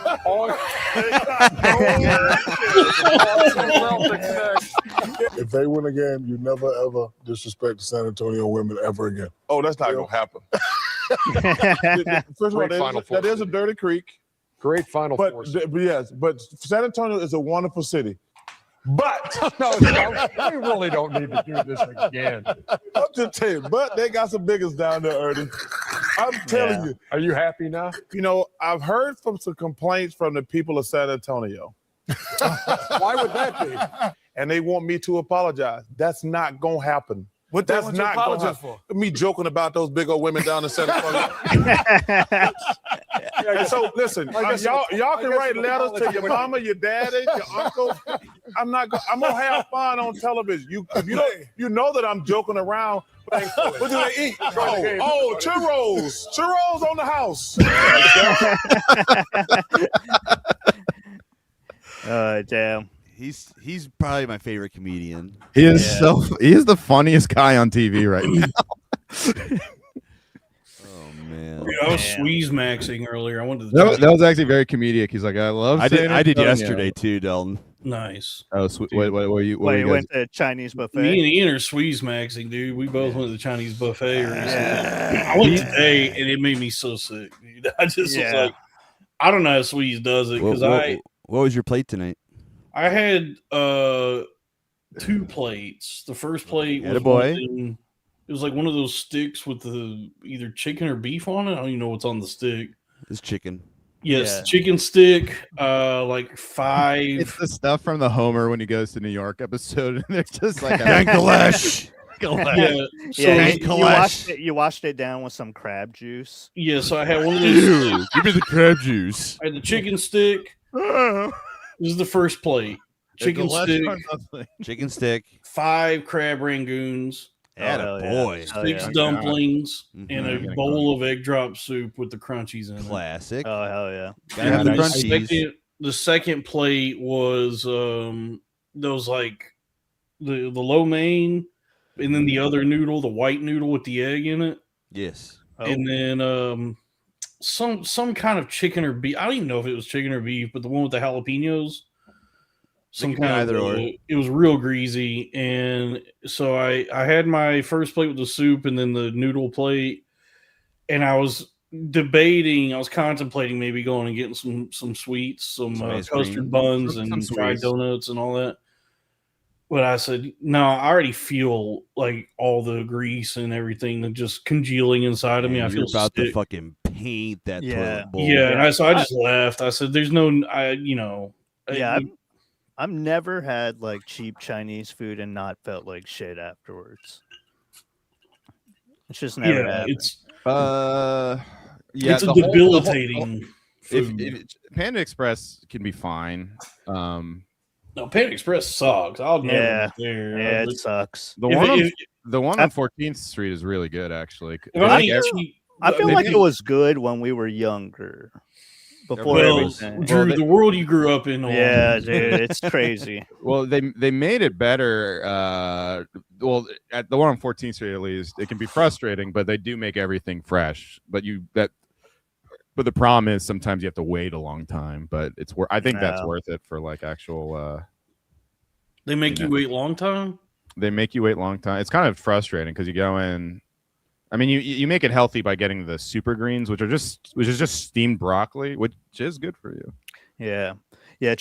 Panda Express in New York City is funny because you'll like go in, you're like picking out what you're gonna get on your like bowl or plate or whatever, and then you like look behind the like black lady who's serving your food, and there's like a black guy like stirring shit in a wok. Yeah. Which always, Sick. The one on I would never 14th eat at Panda Express. Any hole in the wall Chinese place is gonna be cheaper and better. Yeah. That shit, but the hole in the wall places can make you sick sometimes, and that has Yeah. happened. Nah, I can't. And do by it. the way, Also- the one on 14th, every time it's Chinese people making the food and like a black employee too. Of course. But that's but because they're fast. I also feel like there's not a big drop off in like Quality. the regular version of Chinese food and like the fast food version of Chinese food. Like it's Yeah. kind of on equal fucking. Yeah. Well, actual Chinese food is like crickets and termites. Yeah, or actual Dirt. like American style like Chinese. Yeah. Pangolin. Yeah, it's Yeah. armadillos and shit. Yeah. Yeah, I don't know. I went to Yeah, they Friday. have actually they do have authentic fucking Chinese at in San Francisco, like especially on the suburbs with like the outskirts, and boy is it gross. It's so Yeah, gross. it looks horrifying, dude. But it's always packed with Chinese people having such a good time. Yeah, because they love it. I mean, that's They're their playing jam. Baccarat. Yeah, it's like fucking like gizzards and shit. Oh, yeah. Hold on. Now, Yeah, gizzards are gizzards are kind of good. awesome. Gizzards are great, dude. That's Sorry, not even- I guess some men of taste. Stacey. more like I guess more like lizard wizards. Yeah. Okay. Yeah. Fair enough. Nah, dude. Gizzards are a southern delicacy, dude. Fried gizzards and livers. Yeah. I like me Oh, some. no. I like me some gizzards. I don't like me some liver though. Oh, Liver. you can't have gizzards without livers. Well, it's just the liver. Liver toss. I can't do the liver texture. Oh, It's like tough. the soft. Yeah, I don't like it. I like tough. it, dude. I love Yeah. some chicken livers. Yeah. Deep I fried. like it. I like it when I'm drunk. Go to a Chicken Express. A Texas delicacy, the Chicken Express. And You know what's really good at the fucking cheap places is like they do those ribs. Like I think they put like just so much fucking sugar in there. Oh yeah. But man, that shit is fucking delicious. It is funny. Yeah. Yeah, people like it's funny that a lot of people just go to the Chinese restaurants to get ribs or wings. Why? Chicken nuggets. I don't know. It's just like That you don't Chinese. So's is chicken nuggets. Hey, listen, Chinese buffet pizza. Drew, I'm gonna push back on that because I actually think the ribs. It's like the only kind of place that makes ribs like that. You know what I mean? No, I know. I mean, I have nothing against it. It tastes good when you get it, but it's Sounds just like it sounds like you have a fucking something against it, pal. Look, kidding, I'm kidding. being a tough guy. All right, I all right, know. tough guy. No, but it's just I don't know. It's like whenever I go in there, I never see anybody getting like lo mein or anything. It's just wings, ribs, and General So's. Mhm. Which are only three. We things. love a General So's. I like Yeah. kung pao chicken. Dude, the place that I went to yesterday, it's called Mr. Panda. Shout out, Mr. Panda. Hell Is there yeah. a Mrs. Panda? I probably for sure hope so. He seems like a respectable guy. They have a coconut chicken there that's fucking Oh, oh, all right, I'm so hungry. I'm gonna order Chinese, yeah, even though it's knocks late. my dick in the dirt, dude. Or is that a bad idea? No, that's a great idea. Chinese at midnight sounds like it might be a bad idea. Something just came across my desk. Check this out. You know what? I'll. They have a 2-for-1 thing. I'll meal prep it, or at least There I'll. you go. Yeah. Yeah. My brothers were pretty shoddy lip lockers as well. I guess that explains your drinking problem. I'm sorry, I don't follow you, Ken. Whatever. Let's get back to Tori. Ah, right you are, Ken. And look at her go. Oh, getting slammed by black balls. Indeed she is. One of them like a I truth. love this show so much. Very deliberate. Look at that concentration. Unbelievable. Unbelievable. I tell you, Ken, it looks like she's going to make it all the way. She steadies herself. And there she is towards the end. I think this may be it. She's out of range. One more to the keeper. She takes it. And chalk up another win for the Addicts. Unbelievable. Hey, I bet her brothers are really going to be excited. Oh, and speaking of aroused siblings, let's go to Bull Riders. Now, the object of the game is easy. Just firmly grip the head of the shaft and go from one end to the other without getting wet. I love this.